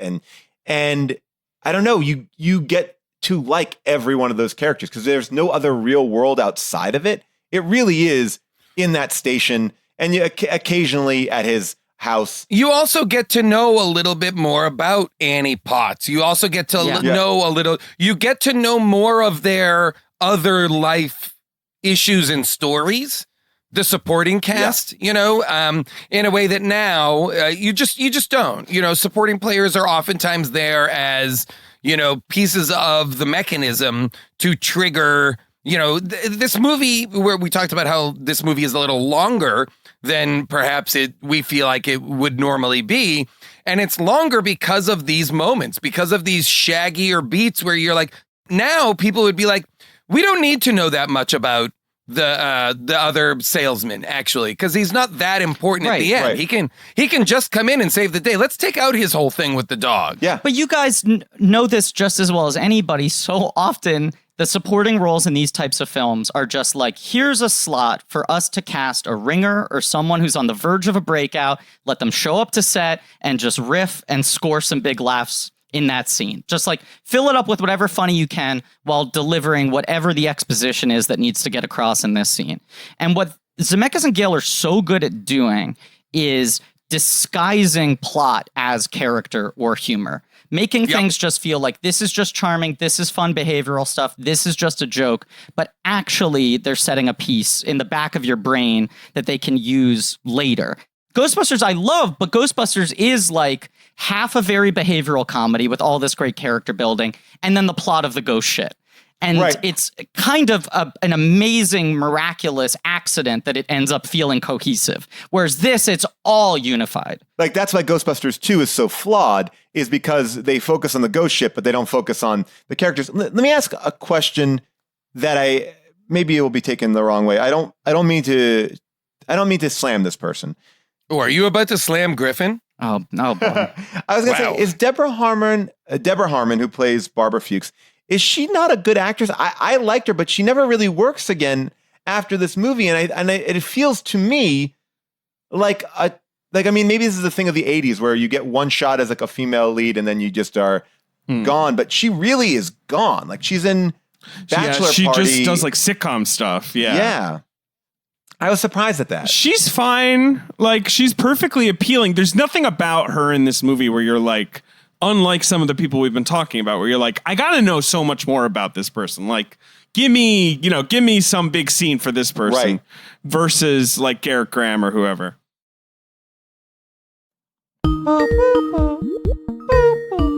Oh, another Zoom call. Click. It's a loud click for you. It's foggy. I can't see who it is on the screen. Can you, David? I'm trying to wipe the fog away. Who is this? Oh, my gosh. Wow. Is this, wait a second, is this Owen Wilson or Lightning I don't know who McQueen? Owen Wilson is. My name's Lightning McQueen. Ka-chow. I'm glad I could see this one coming. Lightning McQueen, hello. You're a red car with eyes. You're alive. Of course. Yeah, I got an inner life. I got some sort of weird biological process going on inside my body here, don't I? Wow. Biodigital jazz, man. I don't know. You're a race car. You're a racer. Yeah, I don't know why you're telling me things I already know about myself. Wow. I'm elucidating for the audience at home. What are you here for, Lightning? Well, Mater, I got a notification saying that you could use some cars for this episode.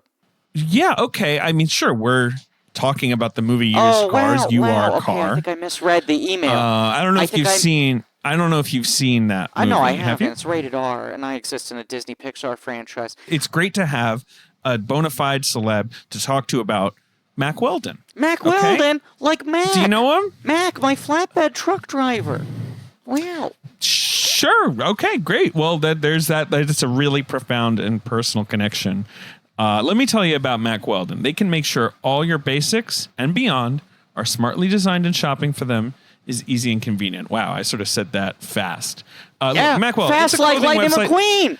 They've been with us since the beginning. I feel like they're an early sponsor of the show, maybe the first sponsor, and they make clothes that are better than whatever you're wearing right now. Except I am actually currently wearing a Mack Weldon item, so I can't say that about myself. Yeah, they're premium men's essentials brand. They believe in smart design and premium fabrics. Okay. They have industry-leading underwear. Maybe you've heard of that, but they got a lot more than that, okay? It's a one-stop shop for men's basics of all kinds. Shirts, socks, hoodies, underwear, Vesper polos. They got the 4-way active shorts, the long-lasting, high-quality items. Well, Mater, that's a good point. I mean, here I am with this shiny chrome paint job and these white wall tires, but maybe what I really want to be wearing is some sweatpants. Wow. Well, sure. Yeah, of course. I'm retired now, as we all know, in canon after Cars 3. I've sort of retired for the simpler life. I didn't realize that. I should wear some loungewear. Wow. Look, you should get started because the folks at Mack Weldon have their own totally free loyalty program called Weldon Blue. And if you hit like level 1 here, a certain amount of spending, you're going to get free shipping for life. Once you reach level 2 by spending $200, Mack Weldon's going to start giving you 20% off every order for the next year. Okay? Unbelievable. I've done this with Mack Weldon. They gave me some free stuff at first. I keep going back. I buy. I really like their polo shirts. That's sort of a classic work item for me, like a sort of like professional looking but comfortable polo shirt. I have a swimsuit from Mack Weldon. I have a hoodie. I have loungewear. I've got all kinds of Mack Weldon stuff. Blue like Dynaco. Wow. Yeah. I don't really know the lore of your world as well as you do, but that's fine. Look, I'll give you the quick refresher. No, that's okay. Cars 2 makes Cars 3 look like Cars 1. What were you going to say? Okay. I was going to voice a special offer. Listen to this. For 20% off your first order, you can visit mackweldon.com/check and enter promo code check. That's it. It's easy. 20% off your first order, mackweldon.com/check, promo code check. If I have a criticism of the movie, which I do, and it is this, which I wrote down in my notes, is they do her a tremendous disservice by not writing that role at all. Yeah. Like, that role is so passive. She comes in without any engine. We don't know. She's just coming to just see her dad. Right. That's it. Right. And that's all we know. She's been gone for 10 years. The guys don't know her. By the time she gets there, her father is dead. They don't feel any allegiance to her. And so she basically, and she shows up so late in the film without a want, without any sort of discernible drive. She's an obstacle. It's hard for her. That's her problem. Yeah. There's a problem where the movie, they've underwritten her so much that she only exists to kind of further the plot that they've already set in motion. And just kind of play a part passively in being used, Let me recast it and say, Julie Haggerty coming out of coming out of like a cult, a little bit more like injured or wounded because she can play that. But then I feel like that's what you kind of need. You needed someone to play something of the character. And I think you could have hit all the other things, but I think that she's not comedy forward, right? Where everybody else is kinda, she's not that funny. I think she's a good actress, but perhaps for this role to work, you needed to bring someone in who was a comedian to find some comedy in a role that does not have Shelley Long, right? Then she'd have a bit. I mean, her only bit is like essentially Kurt Russell being like, "Uh-oh, how do I like not tell her dad is dead?" Like, she doesn't get to do her own thing. Versus basically everyone else in this movie at least gets a moment, like a side plot. Well, it's like it's tough to drop somebody in the middle of the movie, right, who is unaware of the plot of the movie. She, and she purposefully so. Purposefully and they're not so. She tell her. Is. Yes, purposefully, like she cannot know what we've been doing for the last hour, And that's a tough thing to play. I felt bad for that actress because I feel like she's in a thankless position. But she can, and I'm not blaming it fully on her, but to lean into the cult of it all. And if you go, like in my mind, I'm thinking cult, there's not a lot of consumerism in a cult, right? So then to come into this world that's fueled by consumerism, it could be a really funny juxtaposition. Like she's the naive person coming into this. Can I say something? Yeah. When I missed some line where they said she was coming out of a cult. That was when Jack Warden said it. He goes, "My daughter just called me after 10 years. I didn't know where she was. She was in a cult, right?" Such a quick throwaway. Yeah. Oh, I mean, I just heard it because I thought he was lying. I missed that. Yeah. Like, okay. But I mean, again, it's not led with it, but I think it gives you the explanation of why he hasn't seen her in 10 years and makes him also a good dad, right? Because he's excited to see her, but she's been away, not because of him, because she was on her own. And he's willingly accepting her back. It's 1980. There's a lot of people who like had become flower children, right? Or had just like gone off and lived in a commune or whatever. Like it all lines up, and he's just like, I don't get it. All I get is Edsel. There's legitimately 12 documentaries right now we could all watch about like actual cults that existed during the 70s. Right. Did you know about the Wisconsin 3? Like it's always some new rural spot in America. From the evil ones to the benign ones, like or to the family, the one that they had the health food restaurant in LA. There's them. There's Bhagwan Sri Rajneesh. There's everybody had a cult. But it speaks to how passive this character is. That even that setup is just to make Jack Warden look better for not having spoken to his daughter in a decade, and it's never played comedically as any sort of characterization. Well, she just exists to help every male character be set up in whatever they need to accomplish within them. Well, let me ask the experts then: is this something that you see in all Zemeckis films? Are the female characters more underwritten? Because I'm thinking about. I Want to Hold Your Hand. Because that's 3 female leads. And so Kathleen Turner, the thing that's sort of intriguing about it. And Kathleen Turner is amazing. Right. But then and Back to the Future, like there's I think Lorraine's a great character. Leah Thompson. Yeah. Okay. Great. No, I don't think that's certainly a case. I think. Jenny in Forrest Gump isn't an underwritten character. Polar Express. The train is a woman. Things crawling with ladies. Tom Hanks plays 3 women in Polar Express. Like Jenny is like a problematic character, but she's certainly not underwritten. I think this is a weird example, but it ties into what you were asking, Paul, of like, if she was a good actress, why didn't she have a better career? Putting aside just general sexism in the industry, a thing that's come up, I feel like anytime we get into 80s comedies on this show is like 80s comedies were the absolute worst era for actresses, because I think you look at like early comedies, you look at screwball comedies, you have these women like Rosalind Russell and Katharine Hepburn, Barbara Stanwyck, who are like tough broads who hold their own, right? And then even to the 60s and 70s, you have like Goldie Hawn and Barbara Streisand and all these people. And then the 80s, they really just start to become like one-note love interests or like obstructions. And you have so many actresses where you're like, oh, it's weird that Beverly Hills Cop is still one of the highest grossing movies of all time, and I have no idea who the female lead of that movie is. Absolutely. And if it wasn't for the post career of Gina Davis, she disappears after Fletch, because in Fletch, she's not doing anything. But she's not even the female lead. She's in The Office. Yeah, you're forgetting Dana Wheeler-Nicholson. Oh my God, that's the actual. Yes. That's the point. You're in your mind rewriting it. Right. Yeah. And I was going to cite her as another example of like, who's the love interest in Fletch? We don't know. Sigourney Weaver in Ghostbusters is the one major example, and I think it's only because she was already a movie star. Like, she was batting above her weight class, so they had to give her more to do. But for the most part, in this era, thankless.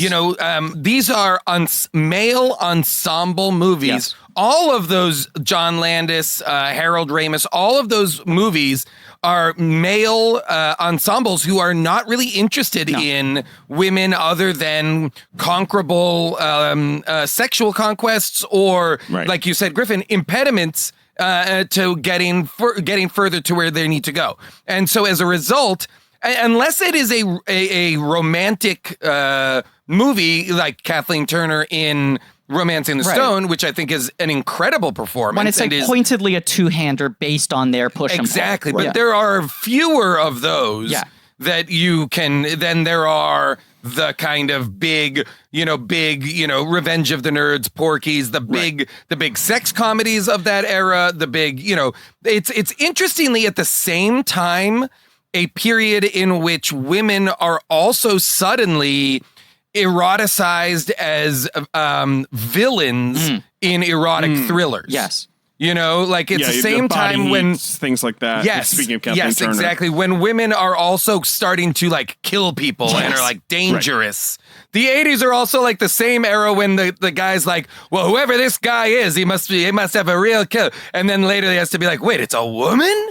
What? But that's also, it's the 80s moralism where it's swinging to like all men are pigs. You can't trust them. But also, like, you know, cheating on your wife or whatever, like that'll bring doom and death upon your family. Like we're swinging away from the more like swinging 70s back to like more like, no, you don't want to mess around with Glenn Close. Like it's gonna be bad news. Believe me. 80s conservatism. It's 80s conservatism. I wonder if there's a way of, or a thought process in the 80s with women in these comedy films. Like, we don't want to get them in the muck with these men. We respect them so much that we're not going to make them funny. We're going to make them a moral high ground. Right. Yeah. And there's that sneaking suspicion that her character kind of exists because it's like, well, for Kurt Russell to be cool, he should be like getting laid in the movie, right? Like, I did wonder about that kind of halfway through where I'm like, is she just there because he needs a love interest? Because like that's part of the 5-tool belt, you know, of like a male lead in an 80s movie.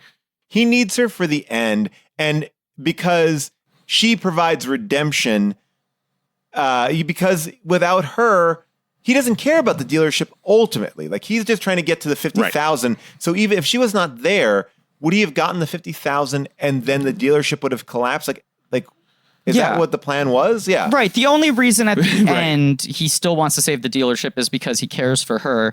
And the last line is nice because the last line of the movie is finally her getting into the mess, right? Right. The last line of the movie is her now realizing there's value to being a huckster.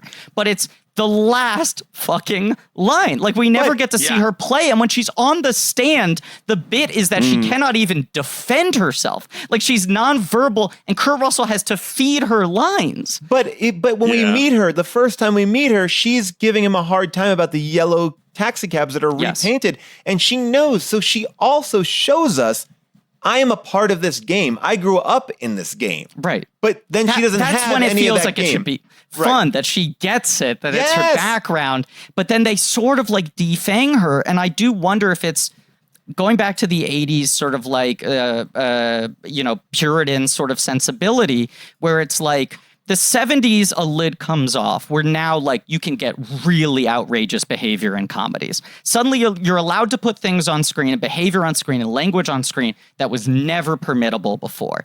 But then that cuts the other way to this sort of like Madonna the whore complex, where it's like, well, if we want the love interest to be compelling to the audience, she can't get too sullied by the boy's misbehavior because she has to be a good version. Girl. The most perfect iteration of this is Sally Field being cast in Smokey and the Bandit. Right. Let the flying nun be the Smokey's love interest. Let Gidget, be in the car with fucking Burt Reynolds, like the ultimate bad boy. Right. And she's the ultimate good the girl. law. Yes. And that's what's like, and that's such a, that's what, again, as we kind of get back to what we were talking about before, like, she brings, as a movie star, she brings so much of her past to that counterculture movie, a movie about, or Cannonball Run, or any of these. Yeah, about like this kind of like counterculture thing. And it's like the police are bullshit, fuck this, blah, blah, blah. And she's in there in the passenger seat, like along for the ride, Totally. Yeah. And like you look at, once again, like Sigourney Weaver in Ghostbusters as an exception. In most comedies of this era, if a female comedy star gets some heat, it's not because she played the love interest. It's because she usually played like the Janine role or Gina Davis in Fletch, where it's like you get a couple of scenes. You don't have to be the love interest. You could just have personality. You can have a little energy. Because Gina Davis in Fletch is not funny, but it's weird because I only can think of her now as Gina Davis. But like when you see that movie, I think she's just Gina Davis, Olympic archer. Yes. Yeah. But I will say, like, the breaking of that rule, going back to Julie Haggerty, or probably the bigger one is Shelley Long, who comes out of TV and is like, she is funny. And she's got her own sense of, like, what makes her funny. And Terry Garr, I think, succeeded in this vein as well around this time. Absolutely. Yeah. But it's a much shorter list that you have to kind of wrap your head around than it is for the men of that area, where you could probably lift off like, 10 and even Shelley Long, she's coming out of Cheers where she's like, this is what I am. Everyone knows me. I'm a comedy package ready to go. And they're still like, we don't really have a lot for you. It was still tough for Hollywood to find stuff for her to do. She had a very defined persona. You want to play a mom, you know? Yeah. Yeah, she had like 5 years before she became a mom. Yeah. No one's talking about like, oh my gosh, Mia Sara in Ferris Bueller's Day Off. I mean, she really hit some home runs there, you know. You know who pops in that movie is Jennifer Grey again, because she gets to be the little shithead. Yeah, she's so good in that movie. And then she goes on to have like a real like bunch, goes on a run there, you know. It was better in this time period not to be the love interest. Absolutely, because that person, that character is usually the equivalent of a manic pixie dream girl for that era. Yeah. That person is usually put on a pedestal and is thought of as unimpeachably just like beautiful angelic. Or something. Yeah, something that is untouchable, which is why, now I'm going to bring it full on back to Kurt Russell, Overboard is such an interesting dynamic because you've got him and you've got Goldie Hawn. Goldie Hawn starting as one type of a person and then turns into a different type of a person from, like, it's almost like she's splitting the difference between the two archetypes and he is along for the ride, and that movie only makes sense because you're like, I think Kurt Russell's ultimately a good guy, not a piece of shit. Right. Although it's a problematic idea. Oh, deeply problematic. You believe that there's something salvageable in Kurt Russell, even if the character isn't showing it to you. And also just in the sense that, like, it's based around this guy trying to make this career move, even if it's for the wrong reasons, that he wants to be a corrupt politician, that he thinks he has a future, that there are places he can go past this dealership. And Kurt Russell is just filled with potential in a way that if it was George Hamilton, you'd be like, this guy is going to be stuck at a car dealership until he looks like Jack Warden. Right. You know, there's no way out for him. Absolutely. There doesn't, you know, like there's something hopeful about Kurt Russell. There is a future there. But if it was somebody who was closer to Jack Warden's age, you'd just be like, oh, it's a movie about like two old guys going to war with each other. Yeah. Who cares? Yeah. You know? But there's something about Kurt Russell's down on his luck, but still has hope. Even if it's just like selfish, narcissistic kind of hope in himself, in his future as a corrupt politician, that's still a driving force enough, you know, in a way that you just don't, you know, I guess we're drowning in TV anti-heroes, but you don't see the same kind of storylines in movies as much anymore, where we're really tracking someone's bad behavior throughout and still rooting for them. I feel like Gale and Zemeckis were such mechanics of this stuff. I mean, I'll get into it when we do our Back to the Future episode, but like, I've just been reading and watching all these fucking interviews with them where they explain all these decisions that you've never even thought about before, that are such tiny micro things that sort of disobey any conventional line of thinking in a pure algorithmic, like save the cat kind of way, but are things that just subtly shift your allegiances or your investment in certain characters to keep you on board. They just make every calculation correct by and large. They let the characters' choices guide the audience's response rather than manipulating the audience with moments. Yeah. They let the characters themselves be manipulated, thus conveying that to the audience, rather than now. Save the Cat is a good example of what we do now, which is it's external things. Yeah. Right. Rather than internal movement. And that is very different. You know, like the idea that, you know, we've retconned one of our greatest rogues, Han Solo, into like, he was always the best guy. He was always rooting for the underdog. He was always a good dude, you know, like is shameful. Well, I mean, by the way, if that was to be the first of a trilogy, it's the worst place to start because you are solving that character's core problem in a prequel. In the first movie, you'd have to do so much twisting to kind of, it's such a mess. It's like, that's where you can to turn him into A New Hope Han Solo. Yeah. After Solo, A Star Wars Story, you would have to like really destroy the guy. Right. Yes. Not only do they sort of solve his problem, but they also kind of make it clear that his central problem was actually kind of a smokescreen to begin with. There was a thing I found on like all these different interviews where Gail keeps on saying, like, we had a really, really specific philosophy when it came to comedy, when Bob and I were writing these movies, which was we don't really have many jokes.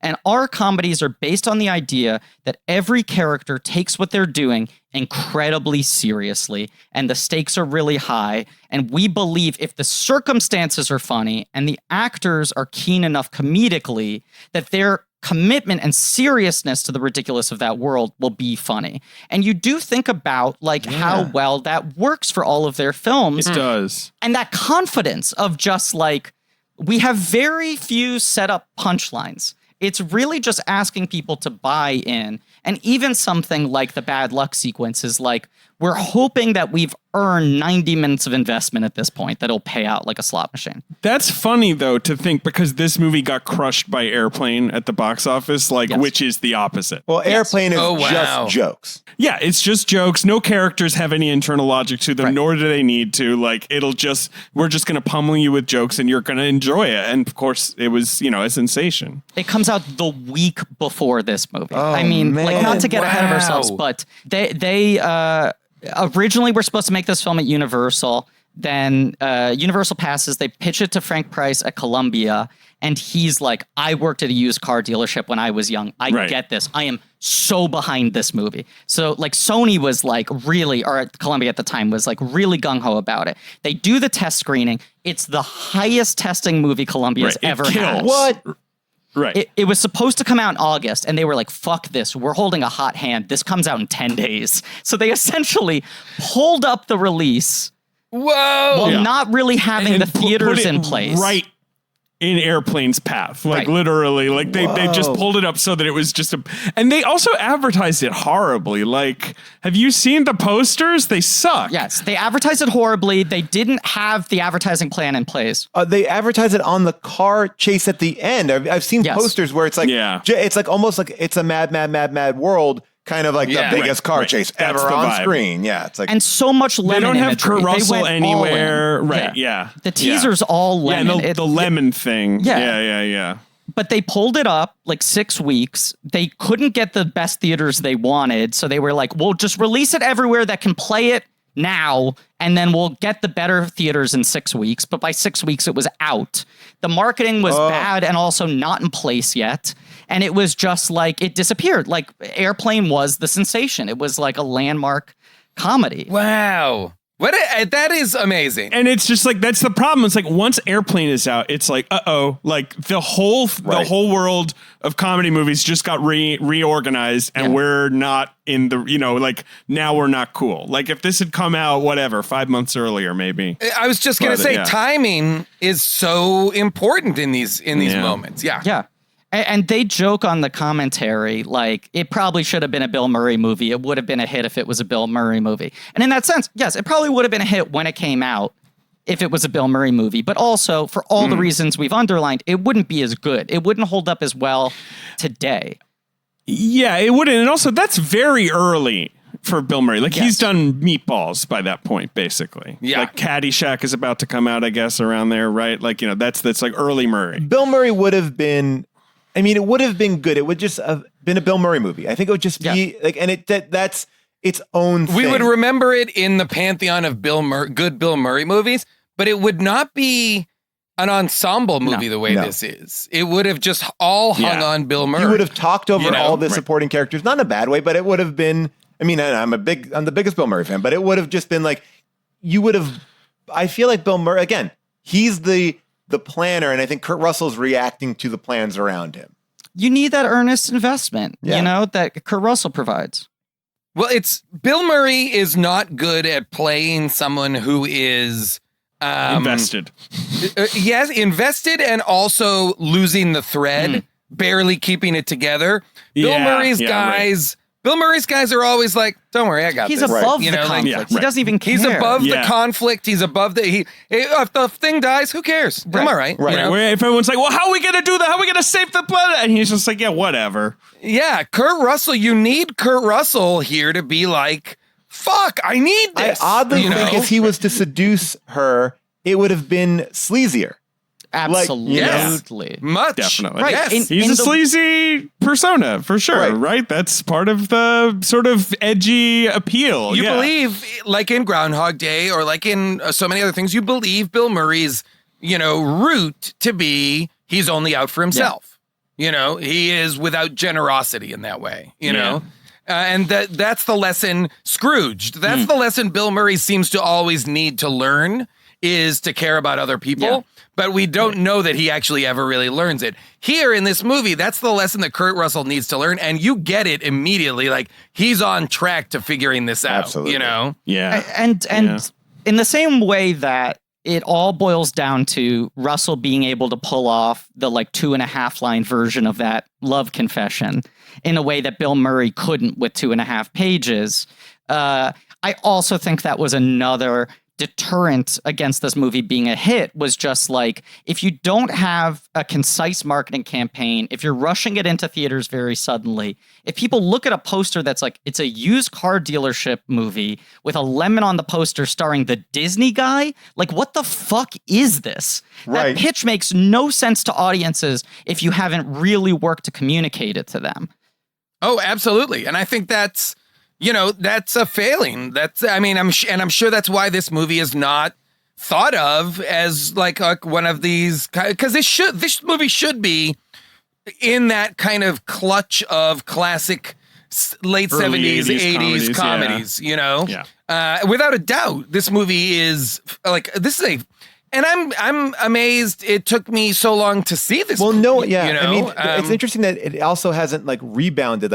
People have found it. Because it does feel like a movie that, this, why hasn't this been unearthed? There's enough great stuff in Kurt here. Russell's in it. Yeah. It's odd that it still stays under the surface with the cast, with the premise. It captures an era. And the filmmakers. Yes. I didn't even ask you guys, but I'm assuming, you both like Zemeckis. I assume that's a guy. Yeah. I'm medium. I'm a medium on Zemeckis, you know? So for me, this, I'm why we reclaim certain, what I would say, we've reclaimed Sorcerer, we've reclaimed. We're saying, you know what? Everybody was wrong. Friedkin made a masterpiece. Right. We're deciding now, that was an amazing movie. We don't do that comedically, really. We don't go back and elevate used cars now and say, wait a minute, this is an incredible movie. We'll do it now with Heaven's Gate.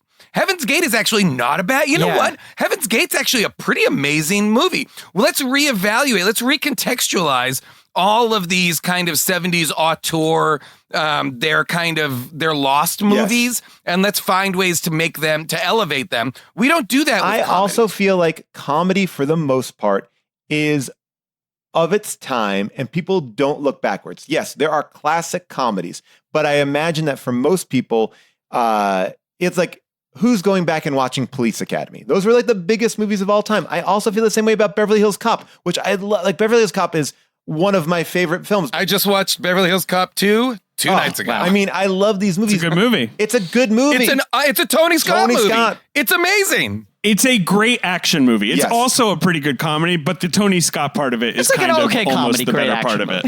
Yeah. Right. It's a good sequel in the sense that if they didn't have the first one, the second one wouldn't be as good because I think they knew what they could steal from the first one to make the action of the second one better, right? They kind of, it was a weird alchemy in that, that I think makes it work and makes it flashy. But we don't go back for the most part. Yes, there are the beloved movies. And I think we talk a lot about, people are realizing Popstar was really good or MacGruber was really good. Just movies that The Lonely Island did. Yeah. But right. Those are the ones, right, where it's they have the long shelf life on Hot Rod. We're just promoting movie. Lonely Island movies. I think, that's a big difference. I think when we go back, it's in a very short period of time. I can think of some other comedies that weren't hits when they came out that became cult hits, but it happened within the very compressed Sandberg-esque timeline of Big Lebowski got rehabilitated fast. A Christmas Story got rehabilitated fast. It's only like it underperforms when it comes out in theaters. It goes to TV, and within 3 years, Idiocracy. That's one, right? Yes. Idiocracy. Like, there's a few where it's like, hey, you know what? This was ahead of its time. But Idiocracy didn't have a chance to succeed, right? Idiocracy came out in one theater or two theaters, right? So it's like, oh, we are discovering this thing that didn't even really puncture the surface, and I feel like. Yeah, I mean, it's just an interesting debate because comedies are, I think that younger people don't care about comedy history. I think where you can be like, oh, I love a certain director. And I think comedy directors often are slighted in the grand scheme of things. 100%. I also think that comedies are a lot more of their time than genre movies or dramas because genre and drama transcends time, really. And comedy usually reflects the comedic taste of that era. You know, so to put on, you know, in the midst of like the naturalistic Judd Apatow kind of comedy scene we've been in for the last, 15 or so years, naturalistic performances, real life circumstances, to say to someone who's come up in this time, here, watch Liar Liar, watch Ace Ventura, Pet Detective. Yeah. This is what was a normal comedy. A person would be like, what the fuck are you talking about? Yeah, comedy is so reactionary, both in terms of what it's saying in dialogue with the culture at the time, but also what it's saying in dialogue with the comedies that have come right before it. And like the Apatow movement is 100% a retort to this has become $20 million, star above the title, super high concept premise. Jim Carrey can't lie. Magical realism, like all the movies have some sort of weird magical element or some craziness. Let me tell you right now, just out of curiosity, I typed into Google best comedies of 2019, right? This is comedies of 2019 according to Google. So there may be a little... This won't be depressing. Yeah. All right. So Spider-Man Far From Home. Yeah. Well, you're not far off. So the number one is Long Shot, which I am in, but I also think is a great, again, movie that came out. That's a comedy. But didn't get its due. Kind of found its way in its VOD release. Has gotten a sort of reassessment within 8 months of its release. If it happens quickly. And that was also because they decided to release it the week after Endgame opened, which was a problem. Then the second comedy, The Hustle, the remake of Dirty Rotten Scoundrels, beloved film, right? So that's all right. So that's I mean, it's definitely a comedy, but that was shelved for a long time that they tried to hide behind Avengers Endgame, and it then made $75 million. Then Fighting with My Family, that wrestling movie that's, that's Stephen a Merchant directed movie. That's not a comedy. I like that movie, but barely a comedy.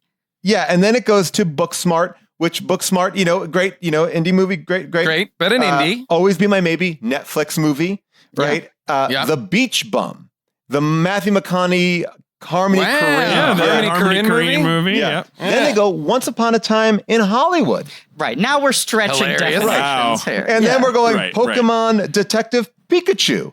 I mean, there were laughs. Of course, but you're absolutely right. There are no. Well, I mean, this speaks to a much larger conversation that we could all have. That I would love to have is the state of just as somebody who writes and acts and works in this business. The state of feature film comedies is in disarray. Guys, I eulogize this at least once every 5 episodes. Griffin is on that horse. David, this is crazy. We're in an era where people, because I mean, listen, this is for me, and I've been in movies that suffer from this, and I've whatever. Comedies have now decided we don't care about visual storytelling at all. It's a bummer. And so people don't feel like they need to go to the movies to see something that is visually unspectacular because they can wait and watch the jokes at home, not realizing what's fun is to laugh along with an audience. By the way, this is only going to get worse because a movie like Palm Springs, which I think is a really fun, great movie. I really enjoyed it. But now it's like, oh, great. It's almost reinforcing it where Tenet is pushing off and off and off. And I know we're in a weird time, but like Palm Springs, throw it right onto Hulu. You're right. You're right. David, there's a pox. in our culture. A pox? There's a pox upon our culture. Okay. There are a lot of things going wrong in the world today. Is that fair to say? Would you agree with that, or do you like current events? Sure, the world's a little bit challenging right now. And I don't want to add on to the troubles, but there's a thing that's gone unrecognized for too long. What do we got? Young men smelling like their dads. Yeah, that's true. It's a serious like, issue, David.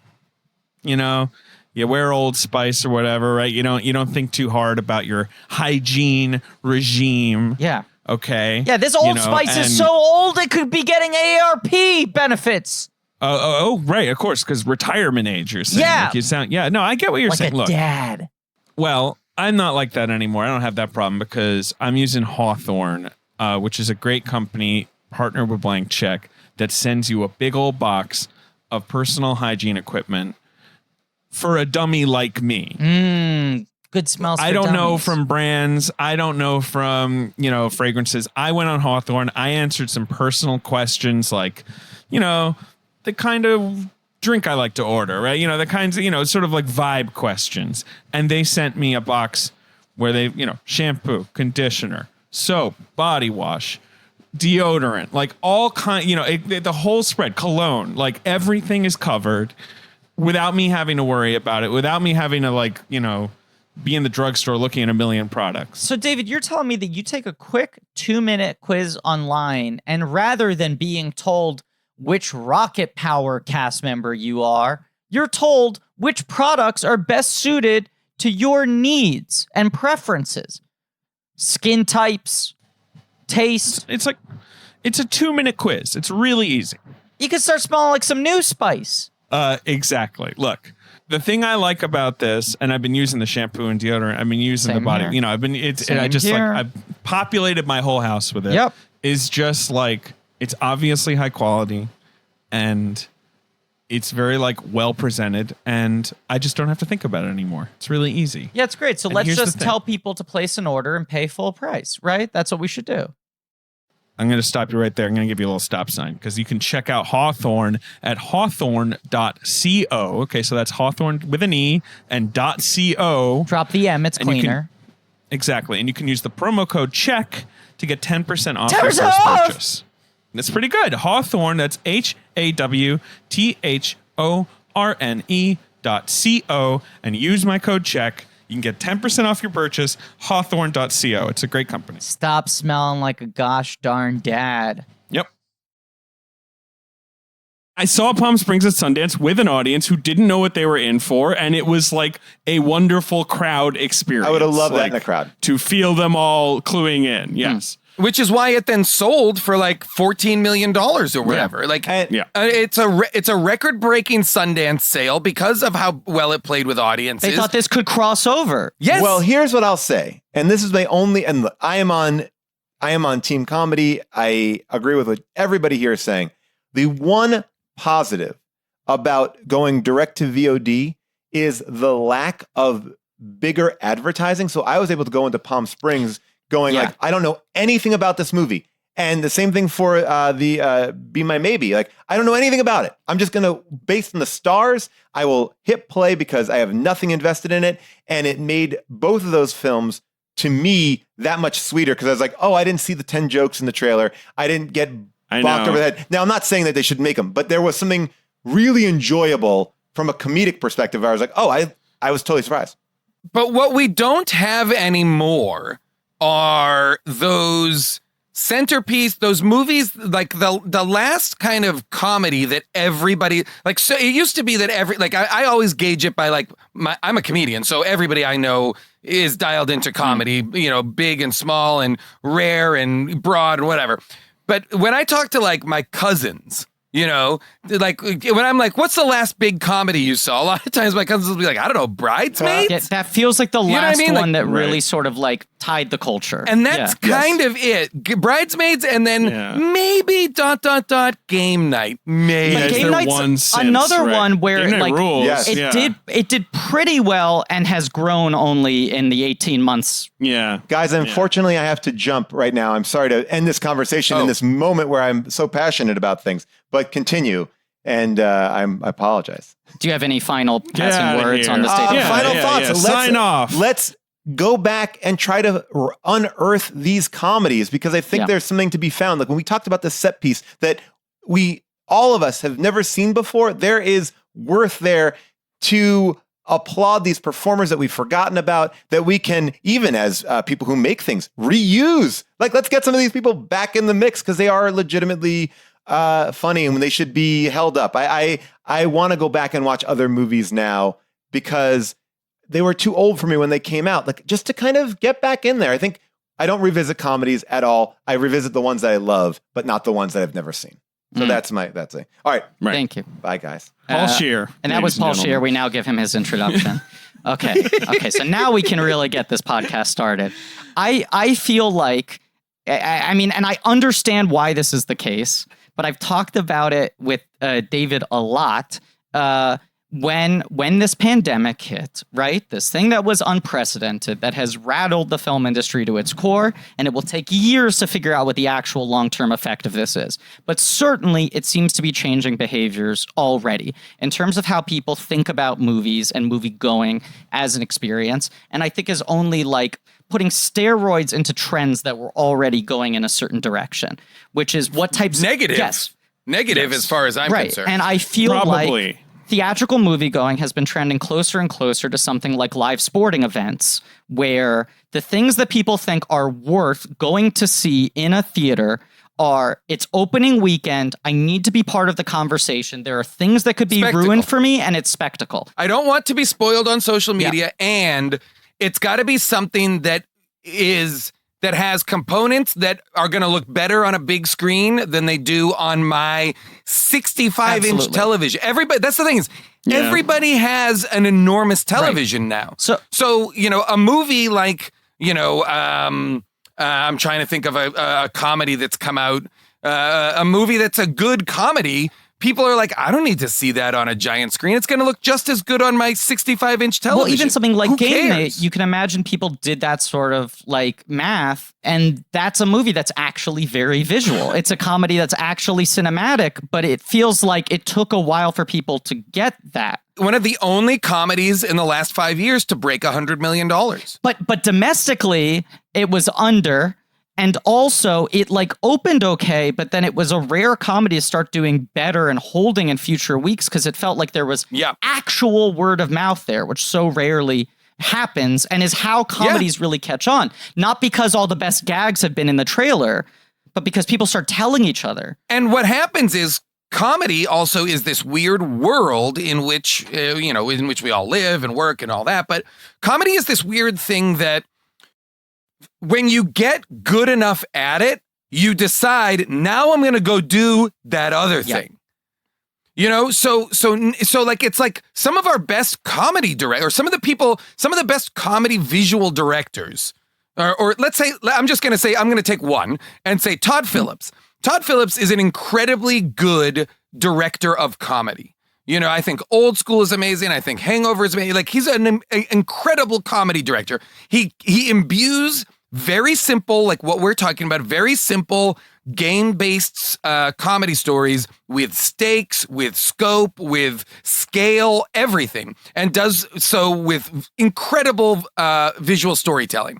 He now does not make comedies. Right. He's fully out. Yeah, and he seems to have embraced serious movies as him like leveling up in some kind of a way. And that's the thing. That's like at a certain point you get good enough that you're like, well, now I want to be in. I've gotten good enough at this. Now that I'm the king of comedy, I want to go do this other thing because that's the real club I'm trying to get into, which makes me so confused. There's nothing weirder than Todd Phillips' career because, like you said, he's a huge comedy director. He makes so much money doing it. He's basically atop of the game. He's like, I'm done with this. I'm going to go do a like gritty Scorsese reboot of and he wins like the Golden Lion at the Venice Film Festival. Like, it's not just that the movie did well. Like, you know, like he won like it made prestigious over $1 awards. billion. Yes, it's insane. It's insane. It's crazy. But also, I mean, the director of Dumb and Dumber making his like weird, Driving Miss Daisy, which also played like gangbusters overseas. And to that guy, you're like, comedy's been trending downwards. My last couple of movies weren't hits. I make this sort of saccharine dramedy and I win Best Picture. Can you imagine winning Best Picture just years after you did The Three Stooges? Insane. Like, this is wild. Here's another example of this. We don't think of Robert Zemeckis as a comedy director, but let's go through his career. I Want to Hold Your Hand, Used Cars, Romancing the Stone, Back to the Future, Who Framed Roger Rabbit, Back to the Future 2, Back to the Future 3, Death Becomes Her. All comedies. There are other genres sprinkled in there, but all of those movies are comedies first and foremost. And then he makes Forrest Gump. It's his biggest hit. He wins the Oscars and he never looks back. That's the problem. Forrest Gump was him leveling up. Yes. Or what, that's how it's perceived. Yeah. That's the thing that happens so often is there's a tip where once they get it's, and I hate to say it, but I think it's like, and maybe I'm wrong, but it is the false idolatry of the Oscar. Yep. Or in your case, Griffin, the Saturn. I wish. The desire, this something about, even Jim Carrey was on Howard Stern recently, and they started talking about how he's never won an Oscar, how he's never, and he even still, with everything Jim Carrey has done, with like what an icon he is, you can still feel the hunger and the hurt he has. It's so on the surface to have not been given that Oscar, which is such an incredible, who cares? You know what's also wild is I recently watched the Trip to Greece, the Trip movie. Amazing. Great. Amazing. One of the Great best movie. franchises ever. Not talked about as a franchise. Hands down, Coogan and Bryden are one of the best comedy duos of the last 25 years. They are. But also, I love how that movie feels different. Like how they find weird new angles on the exact same format every time. Are you guys aware that those are shot as British TV series and are of longer? course. Look, Jason, they're 6 how would I episodes. know that? I've grown up in the United States. I only watch American television. Wait, David, you knew that? Listen, David, as a lifelong New Yorker, David, how would you? Jeez. How would you know how it works? I'm explaining honored, British. honestly. I want to explain British television and how it works to you guys as 100% Americans who my understanding is have never even been abroad. I assume that you're the one who has the greatest understanding on this subject of any of us. Sure. I mean, as the child of Greek immigrants, I am closest to an international consumer of European content. David, I believe you to be a lifelong Upper East Side boy. Upper West Side, but close Upper West, enough. Upper West Uptown boys in the house. Anyway, Trip to Greece. Sorry, Griffin, I interrupted you. No, I went to London, a thing that I assume no one else on this podcast has done. You took a trip, one might say. I took a trip, but I think it was when we were doing Tick Press, and on like British Netflix, they had the seasons of the Trip TV show, which is how it was released over there. And I just like stayed up all night binging all of those seasons because I was like, when I fly back to America, I'm stuck with 90-minute versions of these. It's so, when I discovered that for the first one, somebody told me, and I flipped out, and it's so much better. You're like, they're it's 5-hour versions of each of these. That's crazy. Oh, it's more riffing. Yeah. It's the Trip is something I've been chasing for years. That, again, it gets back to what I like about Used Cars. It's what I like about Lebowski. It's what I like about Lodge 49. I like a shaggy hangout kind of rambling hangout movie that has emotion though. Like that's what's sort of magical about the all the things you're talking about. It's like the Trip. You're like, oh, this is just initially maybe you're like, it's just them doing bits. It's funny, but like what's hanging this together? And like those shows, movies, they're so sad and they're so heartfelt and they're kind of like, they're kind of genuinely mean to each other and genuinely loving. And like, I feel like Grease is all about dying, like the latest one. Like it's all about sort of confronting your mortality. But also, those are the most joke-dense comedies. Like, you know, if you look at things in the last 10 years, you're like, what comedies actually just have really good joke hit ratios? And I'm like, those 4 movies, What We Do in the Shadows, and pretty much the Sandberg movies you named, right? Like, those are the only ones that are operating that level. Apatow has gone more and more towards sort of tragic comedy. He's trying to do James L. Brooks. He's given up on comedy, and he's trying to do James L. Brooks movies. And that's it. That's now his template. Aside from the fact that the Trip movies are sort of, despite not even being intended as films, what we wish we were seeing in American studio comedies, there's also the fact that in terms of the character arcs in those movies, I don't remember if it happens between 2 and 3 or between 1 and 2, but like, Coogan's soft spot is you never made it as an American movie star, right? With these guys poking fun at their own identities, that's where Bryden pokes him is you tried to cross the pond, you never fully translated as an A-list American comedy star. And then his defense at some point starts to become, but look at the awards I've won. The character gets his sense of confidence from... He is Philomena, and he gets the serious nom for Laurel and Hardy. Right. It's exactly what you're talking about. In Greece, he's talking about like his BAFTA. I got a serious BAFTA as a leading actor in a dramatic film. Yes. And the slight and Bryden's soft spot is he's a TV actor. You're a light entertainer. He's a TV actor still doing a man trapped in a box. But Bryden really is, that's a thing in Britain that Britain I feel like values much more, right? The light entertainer, like you say, right? Like, you know, the guy who can like do 10 minutes on a talk show, host an award show, do a serious sitcom, do like a wacky sketch show, like can do it all, basically, do a little bit of everything.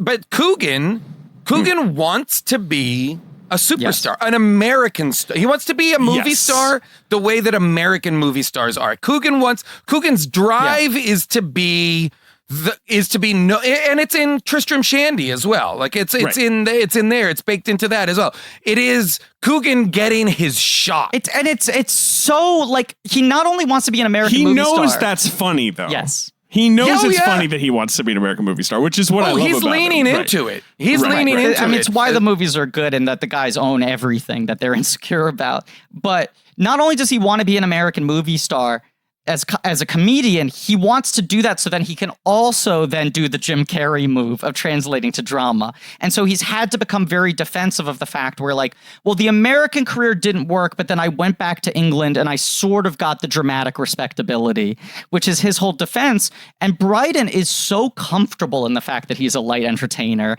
And Coogan has had so much more success and is so much more insecure about it.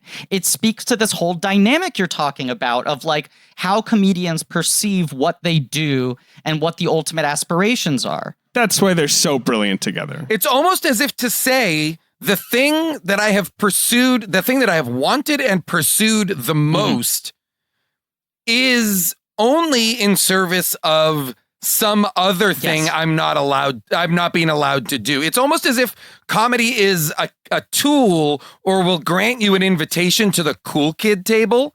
You know, it's almost like the high school mentality of like, hey, I bet if I'm funny enough, the cool kids will invite me to sit at their table or will invite me to hang out with them, not realizing like they're boring. I don't want to hang out at that table. It's a huge bummer. Yeah, that table sucks. Why can't being a comedian be enough? But then I'm certain we could sit here and just like lean in on Sandler and be like, oh, here we go. Here's another Sandler grown-ups movie. Here's another this. And then we reward him for Uncut Gems. We reward him for his more serious turns when he turns it on and is like, hey, wait a minute.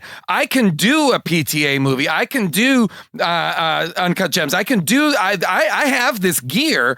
But then when he continues to churn out Happy Madison movies, we are all kind of rolling our eyes and being like, is this still what we're doing? Even though some of them are good. Like, I can't defend all of them. Sure. There was some interview he did during the Uncut Gems tour where it was like a longer form podcast interview. And someone asked him, like, look, every time you do one of these movies, you get really great reviews. You've proven you can do this. Even if all your dramatic turns haven't, like, worked, financially, you always get good notices. Why are you still doing these Netflix comedies? And Sandler, whose persona is so like, yeah, laissez-faire, I'm a chill, yeah, buddy, whatever, actually got kind of defensive. And he was like, because I love comedy. Like, why are you asking me this? Right. Comedy is my first love. It's why I got into this. Why would I stop doing it? I like doing the dramatic stuff. It's satisfying. Yes, it is nice to finally get some good reviews, but I don't view that as a way out. And you're like, we wish our comedy stars had a little bit more of that attitude, where instead, I think, not to make this second half, this Scheer-less half of the episode, and I'm saying half because this episode is going to be 17 hours long, about psychoanalysis, I do think there's something tied to the fact that so many comedians, their development of their comedic personality is rooted in some sort of insecurity, right? Yes. Basically, what it seems to me is, especially those guys, that generation before the Jim Carrey, the Mike Myers, the big solo, it's me. I am the movie. Yes. You're the franchise. Farrell is the closest you have to that now, right? Like, probably. But I think Farrell works. Here's the difference, though, and I'm gonna say this: Carrey, Mike Myers, these are guys who are solo lone wolf performers, right? Yeah, and Farrell likes bouncing off someone. You're right. Farrell always has an ensemble. Yeah. He always has an ensemble because he knows I work better when other people are also being funny. I don't need to just be Ron Burgundy. Yeah. Brick Tamblyn might as well be just as much a hilarious character, and whoever else, I can't remember the character names of everybody else. Paul Rudd can have his game. Everybody gets to have a game. But in a Jim Carrey movie, he has the game. Nobody else has a game. You know, and those guys seem to always be trying to prove something to someone else. And Will Ferrell operates from I'm saying this because I've been in Will Ferrell movie. Like, I know him. He is coming from a place of joy in that. I don't know. This cracks me up. But mixed results, Sandler's the same fucking thing. Oh, Sandler's all about, like, fill the cast with other funny people, let other funny people score. I want the movie to be a hangout. You can strike him for that being sort of lazy and him getting caught up in his same stuff over and over again. But those movies do feel like he's doing them because he finds them fun. Yes. And I think that translates into viewers. Like, his movies on Netflix have been massively successful because for nothing else than people want to hang out with him, hanging out with his friends. Okay, so now I'm going to tie together a bunch of threads we've been throwing out. So watch feel this. like Third Beats. You have Third Beats connections. You have a lot of comedy being rooted in insecurity in terms of what drives people to pursue this as a career in the first place, right? Which means that for a certain type of people who isn't keeping their love of comedy and the craft of it at the forefront of their mind and are viewing rather comedy as some sort of solve to the emptiness in their lives, if I can say this, perhaps you get to the top of the mountain, whether as a director or as a star. You're making $20 million a movie. You're the guy above the title. Your films are all hits, and you still feel empty inside. You go, I guess this isn't it. I need to go serious. Maybe the awards fill the gap. You start chasing that thing. Or you do sort of a Mike Myers thing where you're like, I don't know. I guess I just kind of disappear. I'll show up when I feel like it, right? Myers is like, you know what? I'm out of ideas. See you later. Right. Like, I guess I'll check back in. Yeah. I think Mike Myers was basically like, oh, the thing I do, people don't want anymore. Right. And I'm not going to just be the cat in the hat instead. And like, I can't do evolve. That. I can't evolve otherwise. Like, I can't. Because here's the thing. Mike Myers could have just become a working actor. Absolutely. You could have been a plug and play comedy star. He, like, he's good in Studio 54. He could have been a good actor, he didn't, but he was so used to being it was all about the externals of his characters, the broadness of Love Guru or these kind of these cartoon characters, whether it was literal cartoon character, with prosthetics and stuff, or whether it was Austin Powers cartoon, big bright color kind of cartoon characters. But the world just was like, we don't want that anymore. And he was like, I don't know how to be funny without that. And you got to give him credit for that level of self-awareness, In the same way that Sandler and Farrell have the self-awareness of like understanding where their bread is buttered, what they do, they'll still try other things. They'll be in other people's movies. They'll try dramatic roles. The idea that Will Ferrell was like, what would be funny if we made like a Spanish language telenovela that I was the star of? And people are like, great, go do it. Like that tickles me. I like that, I love Farrell. I'm the huge, but like with Myers, we do have that sort of sickness. And we had it with Farrell. I feel like when he was at his Anchorman-y height, where like when he takes the Stranger Than Fiction role, where like the press and I feel like even moviegoers are like, ooh, like, is this it? Is this the serious turn? Like, it has become so much a part of the arc. And like anytime Mike Myers pops up in something like Inglourious Bastards, I feel like there is that kind of thing of like, oh, I want to see Mike Myers be serious. Like, and then he just doesn't want to do that. Like, that's not his thing. It's such a funny trajectory that I feel like, both Tom Hanks and Robin Williams kind of pioneered. Yeah. The flip from popular TV comedian to Oscar-winning dramatic actor became a path pretty close to each other. Those two did that thing that a lot of comedians were like, I'll do that. That's the template. And it's the same template for both.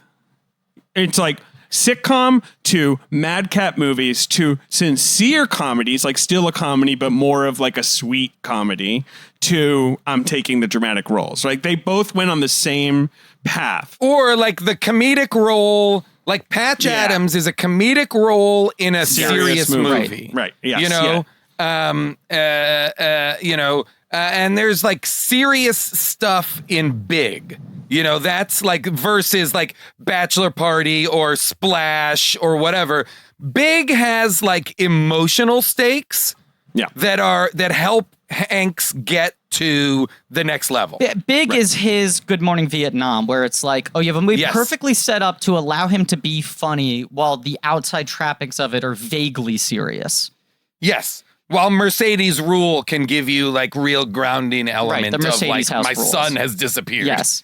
But I think it's also telling that like Hanks, it's Philadelphia and then it's Forrest Gump that are the pivot points where it's like, well, now he's America's dad, and his comedies that he makes that are successful after that point are like romantic comedies, right? The rare examples where it's like he's playing a human guy. The guy isn't goofy. It's more based on charm or whatever. Hanks has this insane box office run that pretty much is like kneecapped by the back-to-back flops of The Terminal and The Lady Killers, which are his two attempts at like, I'm gonna do a big goofy character again. And he's funny in The Terminal. He's like genuinely funny. I don't Lady like that Killers, movie I that think much. He's great in. Lady Killers, he's funny too. Like he's good when he goes for it. Like and I appreciated that he did. But people don't want it. People don't want it anymore. People don't want it because also by the time Lady Killers comes around, nobody remembers Bosom Buddies. Right. Nobody remembers him as a TV star. Yeah. That's not part of people's memory of who he is. I think the modern version of it has become the Chris Pratt, which is like you want to go. Let's get you in a franchise. Yeah. Let's get you buffed up. And I've heard stories from like friends who worked on shoots with people who are like UCB people, where suddenly on this shoot, they have like an entire team around them that's going like, stand up straighter, don't do this. Can we get a shot of him with his shirt off? Because they're viewing still their comedy work as a soft audition for, can we make this guy more of a conventional leading man? Yes. Oh, yeah. Well, that's the thing is like any indie movie can now take Jake Johnson and take him from Safety Not Guaranteed and put him into Jurassic Park. Right.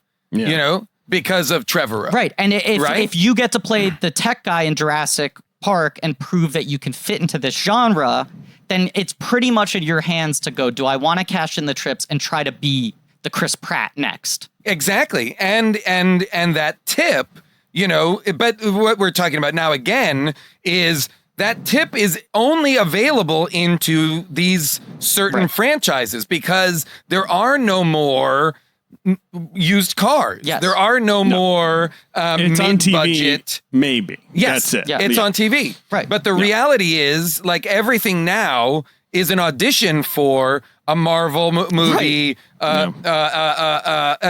some Disney subsidiary, a Lucasfilm Star Wars movie, a Marvel movie, or I guess now Jurassic or something. One of these giant tentpoles. Well, and this is coming from someone who's in John Wick 3, so take it with a grain of salt. But this is salt. what I was going to say. Like, I look at you, and I feel like you are one of the handful of people of sort of like your generation, your comedy class. You and Paul both fit into this thing where it's like, you guys have done other stuff, but you really have had like great comedy careers. But the comedy career now is kind of just like, you just do everything. Yes. You know, because if you want to go from being like the guy who scores in supporting roles or on TV shows or whatever to being a leading man, you almost have to sell out your comedy bona fides or evolve it into something else. If you want to be doing pure comedy work, it's more like a potpourri of a lot of different stuff. Because I talk about this with my buddy all the time where you're just like, it's very weird that we live in a timeline where we haven't gotten like 3 Nick Kroll character comedies. Oh, yeah. Well, I used to think that I kept being like, when they made the Sandler deal at Netflix, I was like, why aren't they making tiny versions of that with all of us? Right. Why isn't Hulu or, the competitors? Yeah. Why They're aren't paying him an enormous amount of money. Why don't they do the same for our crew of people? I mean, and just Jason, give us a smaller amount of money. Name your price. You know what I mean? And say, this is a public forum. Yeah, we'll give you, $10 million to give us 3 movies over the next 3 years. Well, and people talk about this thing where it's like comedies used to be, they were so low budget. Funny was what sold. If people said, man, this movie actually made me laugh, that would get people in the theaters because there was a little more breathing room for something to become a word of mouth hit. And also, like, home video was big, cable sales were big. I think the actual residuals on those things for everyone involved were richer than when they end up on streaming platforms. And so those movies, those budgets got bigger. Yes. So you're making then suddenly in the 90s and early 2000s, you're making $60 to $80 million comedies. Which then becomes a problem of if this guy cost $20 million and his movies cost this much and the expectation is that they're going to gross this much, why would we give Jim Carrey a script that's really good? If a script's really funny on paper, in theory, we could cast unknowns and sell it based on humor. What we're going to give Jim Carrey is a premise that sounds funny, but the script isn't great. And the hope is that Jim Carrey and a steady hand behind the camera will make it funny, which sometimes works and sometimes doesn't. But these guys stop getting the best material. And the best comedies used to come out of this guy's been on 2 seasons of SNL or on this sitcom or scored the best friend roles in these other movies. Let's put him in a $5 million comedy. What's there to lose? That's the thing is what doesn't happen anymore is exactly what you just described. Yes. And what is in fact had to take place is those people that even that are within the comedy machine, let's say you just brought up SNL. If that's the case, Kyle Mooney, who I think is a genius, has to go sideways and make Brigsby Bear. Right. Like he has to go and make it on his own, basically. Right. Like you basically have to make a Sundance movie, even though you are already an established you have comedian. to make a Sundance movie or the equivalent thereof. There aren't studio movies that are for people that are there for up and come. There isn't a building block, a feeder system. It is really just Chris Pratt only happens because James Gunn is like, I want Chris Pratt. Right. Helms, Galifianakis, and Bradley Cooper only happened because Todd Phillips said, Todd Phillips was like, I will forego my director's fee because I want to cast these guys because the studio was like, we want Jack Black. I can't remember. Jack Black. And the 2 other Thomas Hayden Church well-known, and Jake Gyllenhaal, I think, were the 3. Something like that, It was nuts, And Phillips was like, I'll give you back my $10 million director's fee if you let me cast these guys, and made movie stars out of all of them, And comedy tends to function best with that kind of hungriness and that kind of risk. I have 2 thoughts on the stuff you're talking about. One, The other thing that has kind of changed in a weird way as well is that there used to also be the avenue of like, we're going to construct a network sitcom around you. Kind of like what, Sandberg did with Brooklyn Nine-Nine. But that's weirdly rarer now. Like that was such a thing when I was a kid of like, you like this comedian? You liked him on SNL or some other thing? Here we go. It's the X show. That's it. It's going to run for 100 episodes plus. He's going to make a fortune. Like, and for some reason, just because network TV is becoming so diffuse, that's kind of going away too. The other thing is, what do you guys think the biggest comedy franchise right now is? Because I have an answer, and it's weird. In movies? Comedy franchise. Did you say in movies? Did you say best or biggest? Biggest, not best. No offense to it. Oh yeah, Hotel Transylvania. Boy. That's a close. That's. Oh, funny. Yeah. Is it animated? Nope. It's action. Action comedy. Obviously, that's what every big franchise is now. It's not a Marvel. It's got to be something that The Rock is in. It's got to be a Rock. Yes, that's right. Oh, Jumanji. It's Jumanji. Yeah. Where, I'm thinking of, you've got the big franchise, right? You got your Marvel, your Star Wars, your Jurassic Park, sure. And then it's Sony's yeah, we have Jumanji. And that's the world we live in now, where Jumanji is a tentpole franchise. Well, that's the thing is, as also a writer, I will have scripts in development, and at certain points, they will reach a point where we start looking at casting. Yeah. And the casting lists for actors, the top 10 people are not comedians. Yes. They are not comedians. Okay, this is another thing I talk about. Yes. They're not, and I've had conversations. I've had conversations with studio executives. I had a movie that I wrote, and they were like, "We will give you a green light to make this movie today in this room if you will agree to cast one of these 3 women in the lead role." And they named 3 pop stars, not actors. Yeah. They named 3 pop stars, all of whom what they then told me were the 3 of them were the 3 pop stars who had the largest social media following. Right. And they're probably funny and relatable on Twitter, which is why they think they'd be good in a comedy. And that was their whole thing. Their whole thing was literally, if you can get Katy Perry to star in this movie, we'll give you the money. And I was like, nothing gives me, I like Katy Perry, but nothing makes me believe she can carry this movie.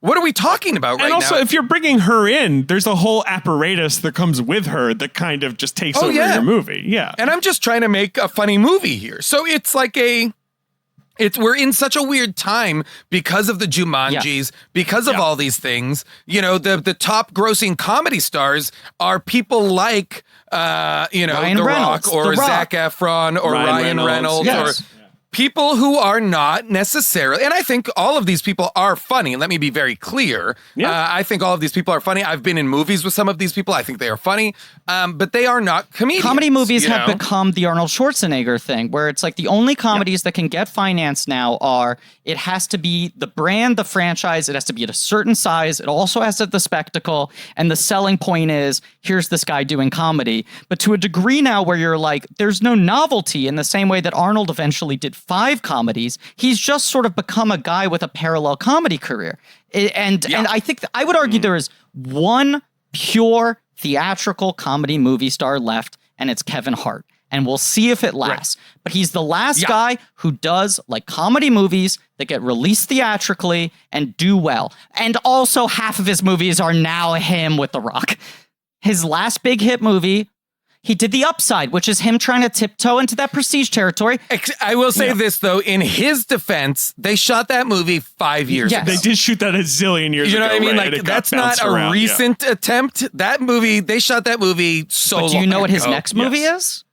It's also sort of a tragic comedy about him raising children as a single father. It's a Paul Weitz movie. Right. And no disrespect. I hope it's good. Oh, I'll take that. I tend to like Kevin Hart movies. I'm a big fan of Ride Along, I will say, and I'm not just saying this because you're on here.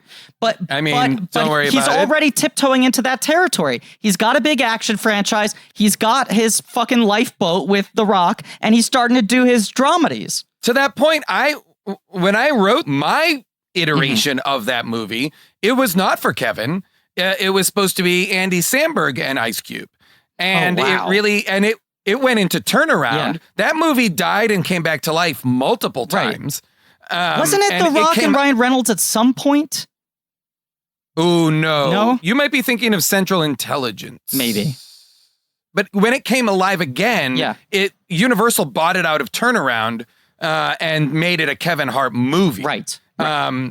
Which was awesome. And that I did not rewrite. That was not my right. That was Manfredi and Hay wrote the version for Kevin Hart. But that really was capitalizing on the momentum of both Ice Cube coming out of 21 Jump Street and Kevin Hart on the rise, being like, let's put these guys together. Let's lean into this two-hander that we don't have much of anymore. And it worked. It was great. It's about fatherhood, the movie that Kevin Hart is currently making. Guys, the weirdest thing about it. Paul Scheer's back. We're still doing Whoa! our post-mortem. Huge reveal! What happened? Death of theatrical comedies. Oh, well, good. Wow! I auditioned for fatherhood, so I have a couple thoughts on it. Wow!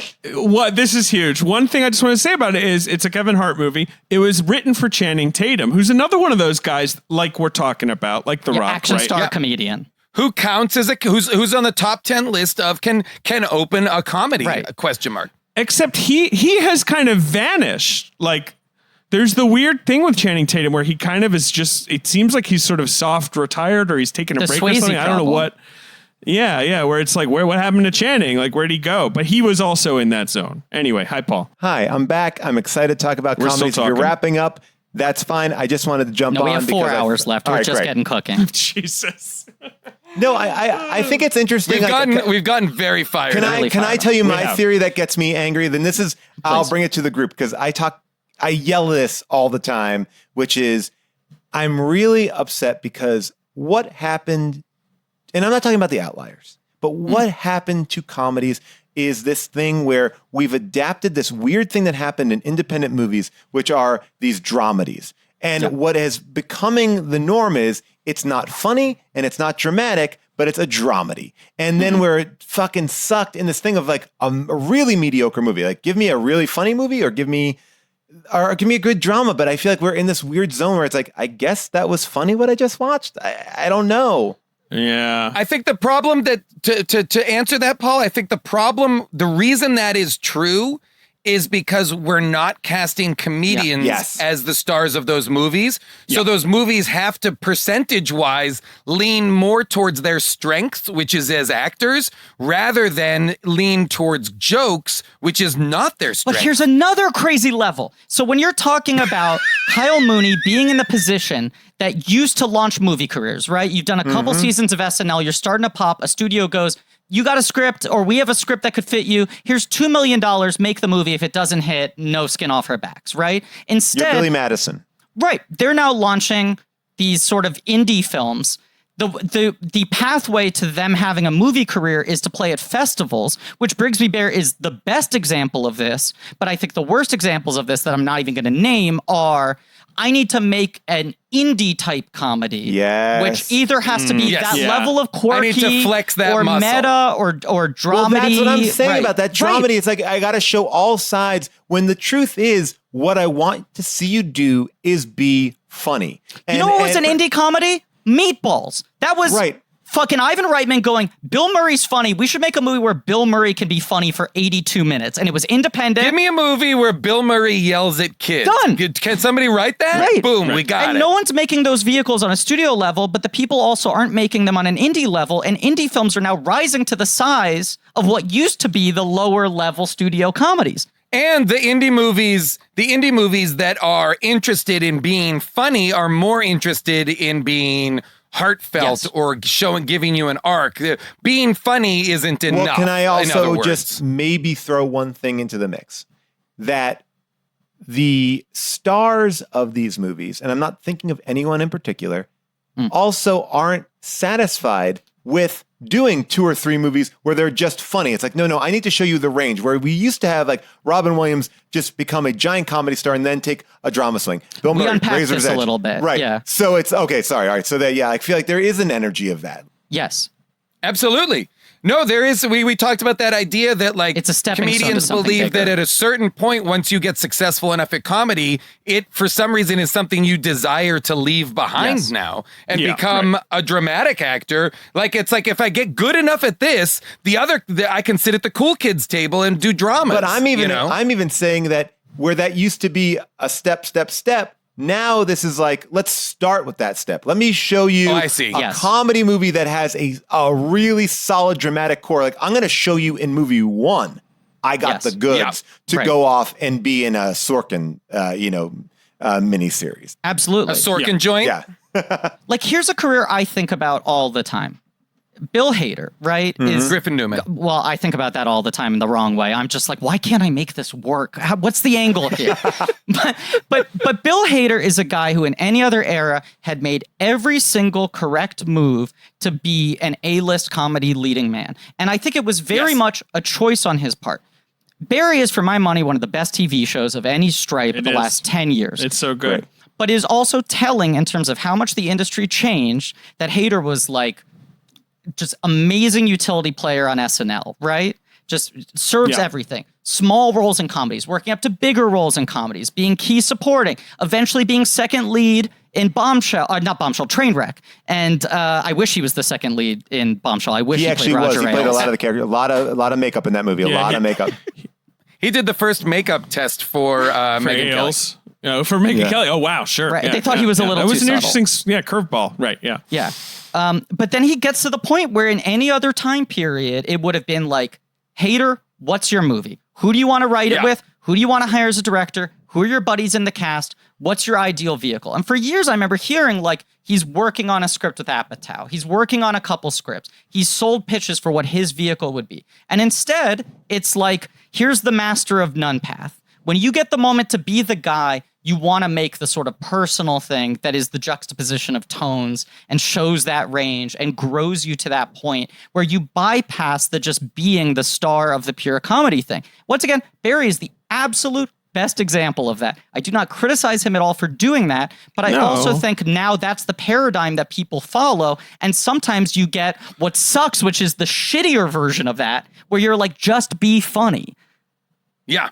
I think that what this is kind of illustrative of is the fact that, and I don't know about, we can only conjecture about what Hader's headspace is at that point. But at this point in time, if I'm wanting to create for myself, TV is the safest place for me because I have more control. That's where you get the control. Yes. And you don't need to worry about an opening weekend. Yeah. That's where me as the writer performer, I can exert more control over this than if I say to Sony or Paramount or whoever, I'm going to go into your big movie and cede control to whoever this director is. Even if Donald Glover is another person who could have done that. Who could have become a movie star. I will tell you this.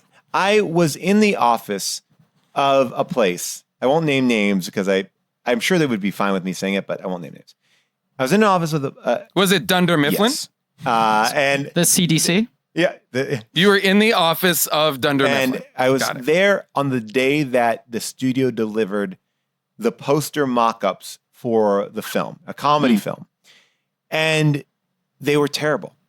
One of them was used. They were awful. They didn't convey comedy whatsoever. And they were so bummed, as an office because they couldn't really fight back on that. Because on that, it's the level of trust us. Trust us. That's our job. And you work so hard. And then the simplest thing, the one image that represents your film, you have zero control over. Same with trailers. That the marketing for your movie is in the hands of not you. Somebody else gets to cut your movie up and say, this movie is this. Yeah. And give away the biggest jokes and the reveals. Like, I didn't see a trailer for Palm Springs. I'm so glad I didn't. Yes. Because there could be a way back in the day that you could have cut that trailer in a really cool way that wouldn't have revealed anything. Just tease a little bit. Just a little bit. Trust us was the tagline on the poster for Used Cars, so I want people to know we're still on subject. I want to say something about used cars. We should wrap up, but like I'm seeing we have 2 hours left. A movie that I rewatched recently that kind of has a used cars vibe. It's a little, maybe slightly less madcap, which is a movie I liked when I saw it, but when on rewatch, I was like, oh, this is a very smart movie. Is Logan Lucky, speaking of Channing Tatum. Ooh, yeah. Which is a movie, when I saw it, I was like, that was great. I had a great time. I didn't think about it much, and obviously it wasn't a big hit. I also rewatched it recently. It was something I jumped to in quarantine as like, I think this movie would make me feel good. And it's kind of, Used Cars is more acidic, because Used Cars is really, like, it has the stuff like Jimmy Carter's getting interrupted in the middle of a sincere speech where they really are like, fuck you, guy, like, America's a shithole. Whereas Logan Lucky is kind of like, the whole trick of that movie is that the whole time Channing Tatum is smart, and he's smart because he knows how the system fucks people like him. And he knows how to work around that. And like the first time I saw the movie, like everyone he involves in his scheme are the same types of people who like, the system fucks. Can I bring up another movie that Used Cars reminded me of to get back to Used Cars? Good Guys, the Russell Crowe. Nice Guys. Nice Guys. Yes. Nice Guys. Which also has the same element of, I think oftentimes these kind of scumbaggy guys are often caught up in like more of a thriller, heisty kind of a thing. Well, Shane Black, this is like that's a Shane Black special. Yes, like Kiss Kiss Bang Bang might as well be the same thing. Like Downey Jr. in Kiss Kiss Bang Bang is legitimately a bad guy. Yeah, yes. Like he stumbles into the events of the movie trying to run away from the events of his life that are bad, Yeah. So that is such a Shane Black like trope that is from this era, that is from his, that's from the action comedies that he does in the late 80s, early 90s. Like he's a through line up until now, Iron Man 3 underrated. Oh, a great best movie. Marvel Best movie. Marvel movie. The best Marvel movie. Predators, maybe not as successful, but a lot went wrong there, I think. Can I drop my very quick Predators anecdote? Yes. Please. I was out at dinner with somebody, and they ran into a guy walked by, and they went, "Oh my God, how are you doing? Nice to see you." Da da da da da. And they went, "This is my friend. He's an editor." It was, you know what it was? He had edited, I think, the pilot of The Tick, but didn't do the series. Got it. And I was like, "Oh, why didn't you do the series?" I was with the Tick cast, and he was like, "I got pulled into editing Shane Black's The Predator, and that was 2 years of my life where the studio greenlit a movie going, yeah, we get it. We want a Shane Black movie." He delivered a Shane Black movie, and I had to spend 18 months making it less of a Shane Black movie. I would love to see Shane Black's cut. Yeah. There's like a full cut that I think, whether or not it's perfect, is a Shane Black movie. And that's interesting to me. I remember reading some synopsises like based on scripts from more reputable sources, and it sounded, at least it's not a Predator movie. It was a Shane Black movie about Predator, which look, I'm down to that kind of idea. It's like James Cameron and Aliens. It's like you could take a director and redo something. Totally. Oh, I love, I just watched Aliens again. I'm watching everything from that era during quarantine. My quarantine media diet is wild. I want to just offer a movie up to the group here as a rewatch in this Used Cars vein, because I was thinking about it the other day and I loved it as a kid. And that movie has tones of Kiss Kiss Bang Bang. It's called The Hard Way. I was just going to say, I bet it's The Hard Way. Holy shit, that's so weird. Wow. I tried. I'm that. Go ahead. Well, please. no, I haven't watched it in a long time. Michael J. Fox is an actor who wants to learn how to be a cop, and he is paired with why am I forgetting his name? James Woods. James Woods. I looked into the rights for this movie to remake it a couple of years ago. Can I just say very quickly, I was playing the mental exercise of, if I became a comedy star and I was in a position to be able to make my own vehicles, what premise would suit me well? And I independently came up with the premise of The Hard Way and then found out that it existed. Because I was like, that's such a good comedy movie funny. premise. Such a good comedy movie, yeah. Soft actor has to actually learn. Yes. Right. The premise of The Hard Way is James Woods is a homicide detective in Detroit, I believe. Famed Twitter comedian James Woods.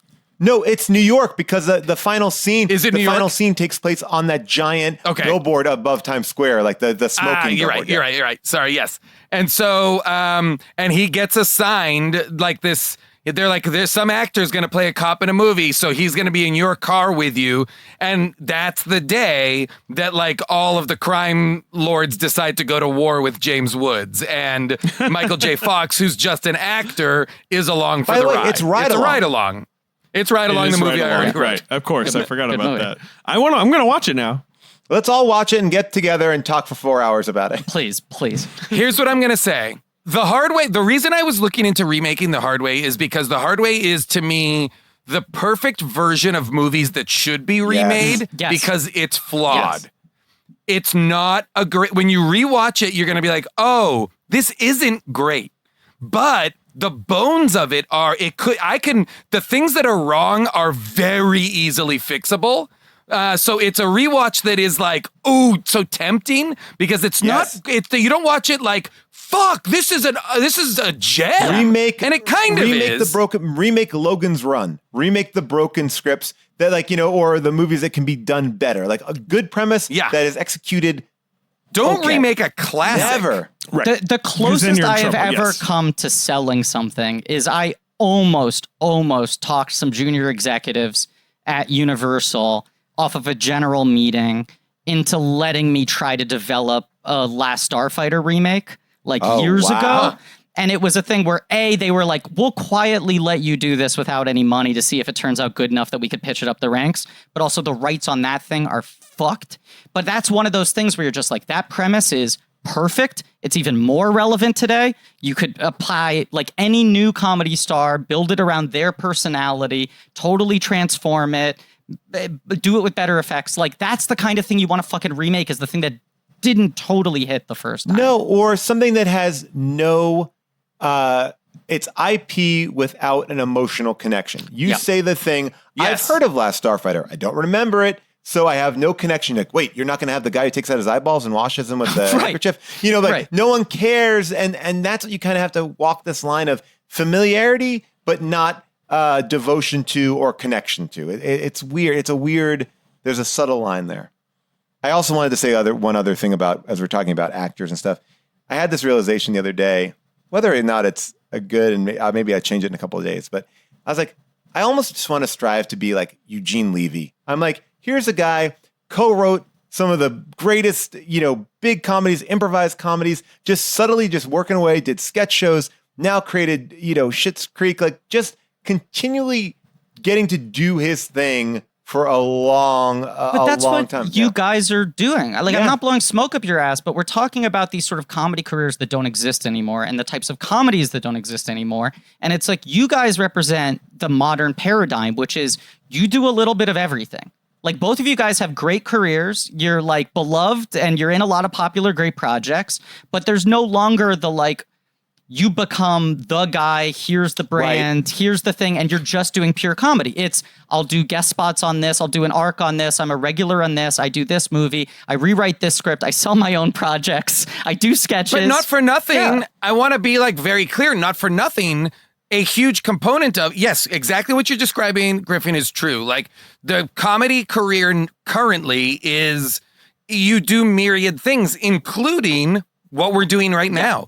You cannot underestimate how big a driving engine podcasting has been. For building an audience? Yeah. For the rise of comedians, like you see somebody, you see people come up through UCB, you see people come up through whatever, but like the people that come up through UCB that then, like Lauren Lapkus being the wrong Missy. I was going to bring up is almost the one. It's what we're talking about should happen. Yes, is so much about Comedy Bang Bang. Absolutely.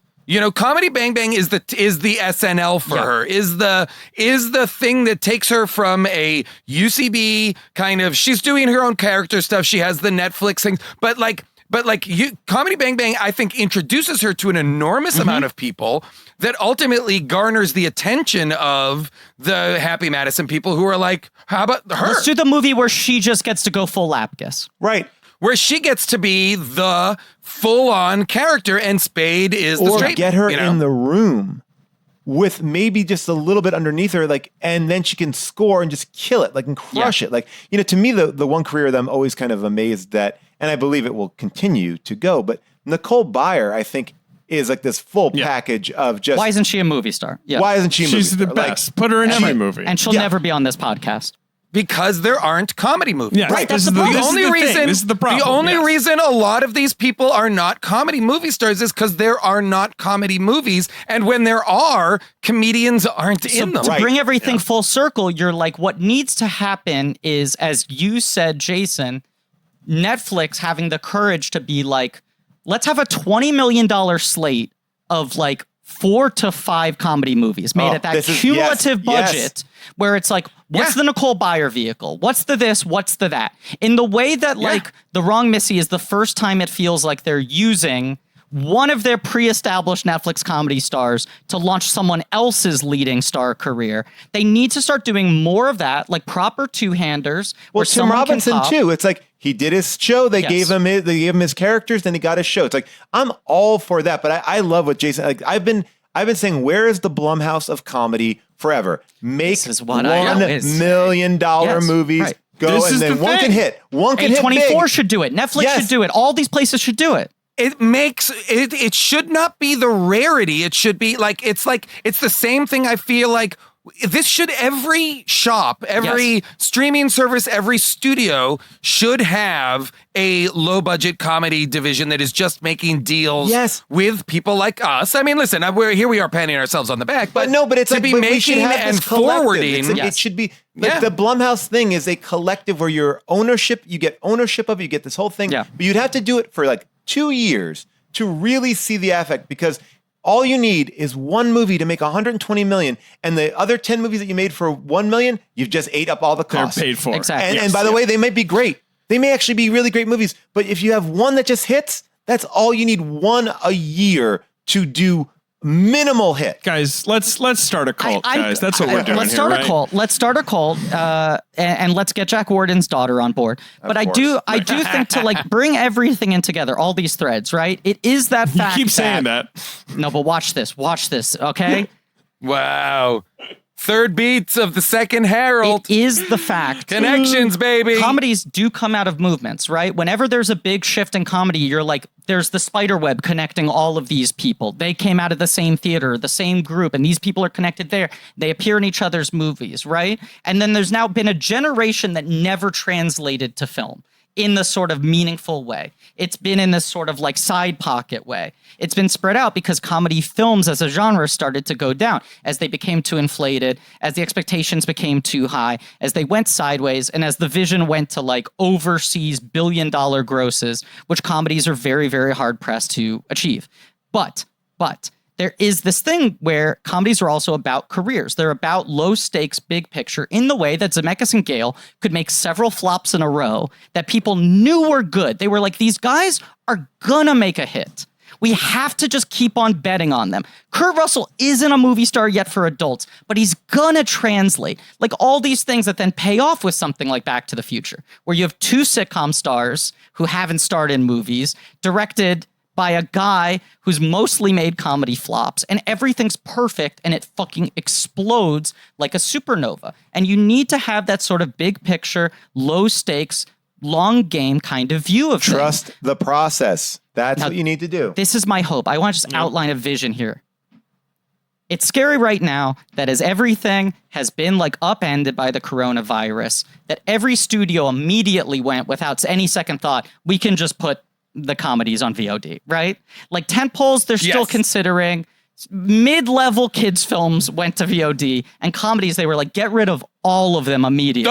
Dump it. We don't need to think about this. Which, yes, comedies play well at home, but also a good comedy plays so much better in theaters. And I think people forget how thrilling an experience it is. There's a whole generation of people who haven't been raised on it. But by the way, My Spy, it was a flawed film that was that they were trying to sneak out, so they used the coronavirus as a cover. And a A lot of them have been like that, but then there's something like Palm Springs where you're another comedy starring a star. non-comedian. You're like, and or like his Stuber, second or third, Stuber before that, exactly. Again, and Kumail obviously a comedy star, but Bautista not. Right. And Kumail had to go the indie route, and even then he's paired up with an action star who they're spending more energy trying to make a comedy star than actual comedians.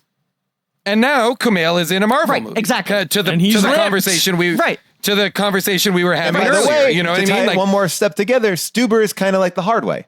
Absolutely. Yeah, so it is. To have everything fold in on itself, this is sort of my hope.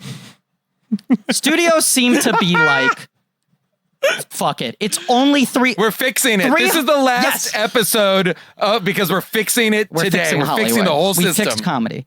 It's $300 million, billion-dollar movies that have to be seen in theaters because people want the exuberation of seeing Cap catch Thor's hammer opening weekend before it's spoiled. And that's all that matters. But what people don't realize is a hot comedy playing with a good crowd is as exhilarating a communal experience as Cap catching Thor's hammer. It's the same kind of juice that now people keep on memeing. Remember how exciting this was. Here's my cam rip of people cheering in the theater at Endgame.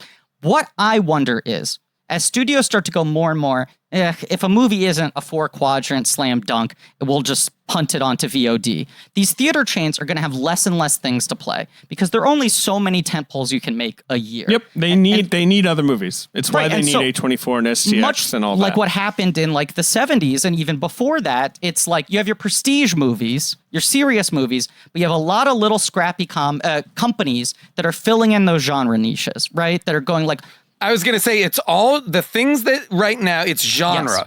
It's horror movies. Those are the things that people go to the theater for. They go to, what's interesting about the time we live in is people still will go to the movies to be scared together, but they will not go to laugh together. But if a movie has weird. That heat around it where people are saying, you won't believe how funny this is, that's my question. Like, will it work again? Is it even possible to get people back? But I wonder if a place like A24 could sense the opening in the industry as like suddenly there are fewer films to play on screens because the studios aren't putting everything onto theaters or the theatrical window is collapsing to go like make low risk comedies, follow a Blumhouse model. Theaters need things to fill screens, make things that are just low risk and hope that if one of them hits, as we said, it more than makes good for the entire budget of the slate of movies you made.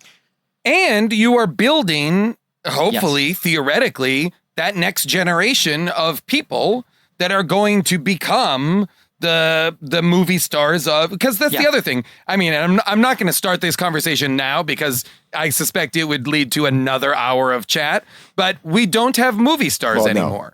No. It's something that doesn't exist as a reality. Anybody who's still a movie star is over 50. But there is nobody who's 30 something and is a movie star. In order for Ryan Reynolds to become a movie star, he had to put a mask over his face. You have to play a character bigger than yourself. And by the way, no slight against Ryan Reynolds, but Ryan Reynolds is also, in many respects, I would think if you asked many people, a comedy star. Yeah. He is in an action movie, but he is the face of comedy. He is our biggest comedy star. And I think you could make that argument very strongly. And I feel like, and Chris Pratt has been the other person who has been able to fill a void, has a Kurt Russell thing, tying it back to the podcast. Absolutely. And been able to run. Kurt Russell played his dad in Guardians too. And I think forever, though, they were trying to find that Chris Pratt, and they did it with, the star of Tron, the remake of Tron.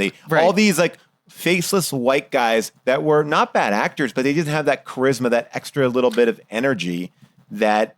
Well, they don't. What's gone now, and now this gets into another thing is what's gone now.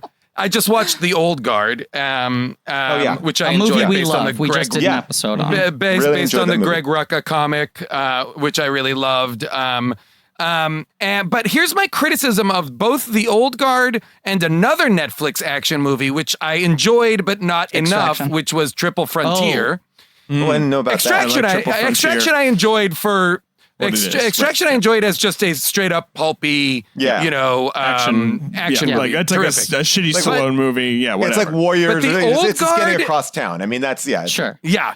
Yeah, which another good movie that falls into that category is 21 Bridges with Chadwick Boseman, which I also enjoyed. But the Old Guard and Triple Frontier are ensemble movies where every single person is brooding. Yeah. Like the ensemble doesn't have a joker. It doesn't have a wise ass. The ensemble doesn't have a comedian. The ensemble doesn't have a weirdo. The ensemble doesn't have any variety. Everybody speaks with the same. Triple Frontier is like every guy is handsomer than the next. Even like the weirdo guys are still hunky, like good-looking, brooding guys. We can't have movies in which everybody's Charlie Hunnam. Charlie Hunnam's not even Charlie Hunnam. But you know what I mean? Like we gotta, like, there is no differentiation amongst, everybody has the same voice. Everybody has the same cadence. It's very bizarre. This is why I'm really looking forward to this movie Tomorrow War, which is the Chris Pratt film. He had a comedian on set. I won't name names. A comedian on set to do Punch Up while they were shooting, which and she's a great writer. But also there are people in here that are funny, Richardson, like Sam Richardson, Mike Mitchell, Marilyn Rice Cub. You know, it's interesting. Director of Lego Batman movie. Like, it feels like that's a movie that's Chris trying McKay. to be a big tentpole, like action sci-fi movie that is also really funny, where funny people are getting to score. So I mean, and that's what you hope happens. But you hope that ensembles can have get somebody like star. When you get somebody like Chris Pratt, who I believe is a funny person, who also is looking for that in that film. And I look at Triple Frontier, which I didn't even realize came out. I remember when they were shooting that, and now I look at that, I'm like, oh yeah, well, I don't think any of these people fancy themselves a comedy person. I think the only person, it's like, I guess Ana de Armas thinks that Ben Affleck is hilarious, but besides that, like based on their paparazzi photos, but besides that, I mean, the thing to me is like, it doesn't have to be it's not a comedy by any means, but an ensemble to me should have some variety. People that can sell jokes. That's what's great about the original Predator. Yes! That's what's great about about all Die of the Hard. That's what's great about Die Hard. That's what's great about these Verhoeven movies. There are Die people Hard is in these Bruce, movies. I mean, I guess what I'm saying is at the centerpiece, it's somebody who, like, I think that Schwarzenegger thinks of himself as being funny. I think that he makes a lot of jokes and, I think is open to that. I think there's another generation where ensemble is like, no, we're all the badasses. We're all the tough guys. And I think Shane Black's Predator tried to do it with Keegan-Michael Key and the cat. Like, there are these elements, but you have to have somebody who gives a shit about that. Like, just not looking cool. You have to be like, oh yeah, but we should have a light moment here. And I think that Stallone and Schwarzenegger, for as much shit as they're given, all of their movies, for the most part, have comedic relief in them. Yes. Like, yeah. Oh, and all the great, like, I think the great directors of this era, recognize that levity is required. I think Scorsese, Paul Verhoeven, I think James Cameron. Scorsese movies are funny. Sure. Like Bill Paxton in Aliens is funny.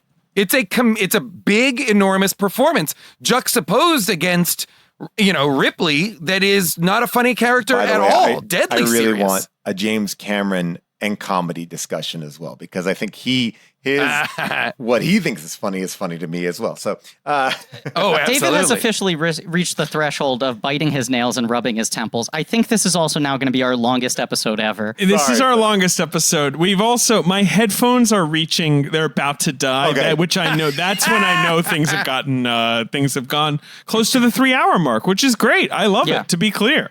I mean, this is essentially 2 episodes in one. We gave people a 2 first. Yes. But right. We were fully done with. You said that we had another half, and I was like, "Oh, that's a funny joke, Griff." And that's pretty much when where we ended up. I was watching it, I was on my conference call watching it go on. I was so excited to jump back in. I couldn't wait. I was so upset to get off, and I kept on pushing my call. Kept on pushing it, and I was like, "I got to get on it now." I got on it, and then you guys are still here. Used cars. Usually when we have, people who have busy lives on our podcast, we're like, well, let's try and get them out, like, let's not try and take up too much of their time. There we go. This is all I have to do today, and nothing I want to do more than talk to the smart, funny people about smart, funny stuff. Well, That's very kind of Jason. I think you and I are in similar boats as single men who live alone and are paranoid about this virus. And I never am leave their homes. losing my mind. I am right now away from my home at a rented house in a safe area, and my children are down by the pool, and I am in here railing against the system. You're in here and you're like, okay, but guys, James Cameron, let's get into his comedy stuff. You're about his just use like of ticking comedy. off names. Yeah. Well, guys, I think we've started a lot of larger discussions that will need to be continued at some larger point in time, and we need to figure out Yeah, another you're gonna episode have to we come can do. back. I'm sorry to tell you, you're going to have yeah, to come back. Yeah. Happily so. Happily. Yeah. Hey, guys, do you have anything you want to plug? Talking about how great comedy is right now. I'll plug something really quickly. Last week, Rob Hubel and I hosted a show on Tiltify and YouTube where we were raising some money for Color of Change. You can actually still donate to this thing. We are up to almost $9,000 right now. Jason's on it. June Diane Raphael from How Did This Get Made is on it. Nick Kroll, Carl Tart, Tom Lennon, and I feel like I'm blanking on somebody else. They're all on it. It's super fun. And you can check it out. You can go to my YouTube page and you'll have the Tiltify link right there. But I think that's a fun thing to check out. We talked about small indie comedy kind of stuff earlier. I made a movie a couple of years ago called The Long Dumb Road. Yeah. That's now out on Netflix. Written and directed by Hannah Fidel, who's fantastic, who's made great movies in the past called A Teacher. Yeah. And so, great 6 years, filmmaker. Co-written with Carson Mell, who's a Silicon Valley writer, who's an incredible writer. Too. And so that's on Netflix, and also I'm one of the voices in the new J.G. Quintel animated show on HBO Max called Close Enough. That's really fun, family, absurd, from the guys that did Regular Show, but a very adult cartoon. It's really funny. And by the way, I'll also plug that How Did This Get Made Season 2 is starting August 20th. And that will be wait, How Did This Get Made Season 2? Unspooled Season 2. Oh, wait, did I say How Did This Get Made? Yes, Wow. Unspooled Season 2, very exciting. How did this get made? A second season would be. There it is. I was going to say, That's it's it. the longest first Paul season of all Scheer. time. Paul Scheer is That one trying died. to make How Did This Get Made into Unspooled. I knew it. Planting a bit, and I thought too much of the bit, and then I said, "How did this get made?" Wow. Yeah, Unspooled Season 2. I was like, and shit, that shows me, because in my mind, I was like, have we been doing seasons? That's hilarious. Sorry. For a And minute. the first season was a decade long? Yep. The first season was 10 Season years. 2 is We're going to be doing- 2 decades. Wow. It's just like British series, though. So, David, you wouldn't understand this.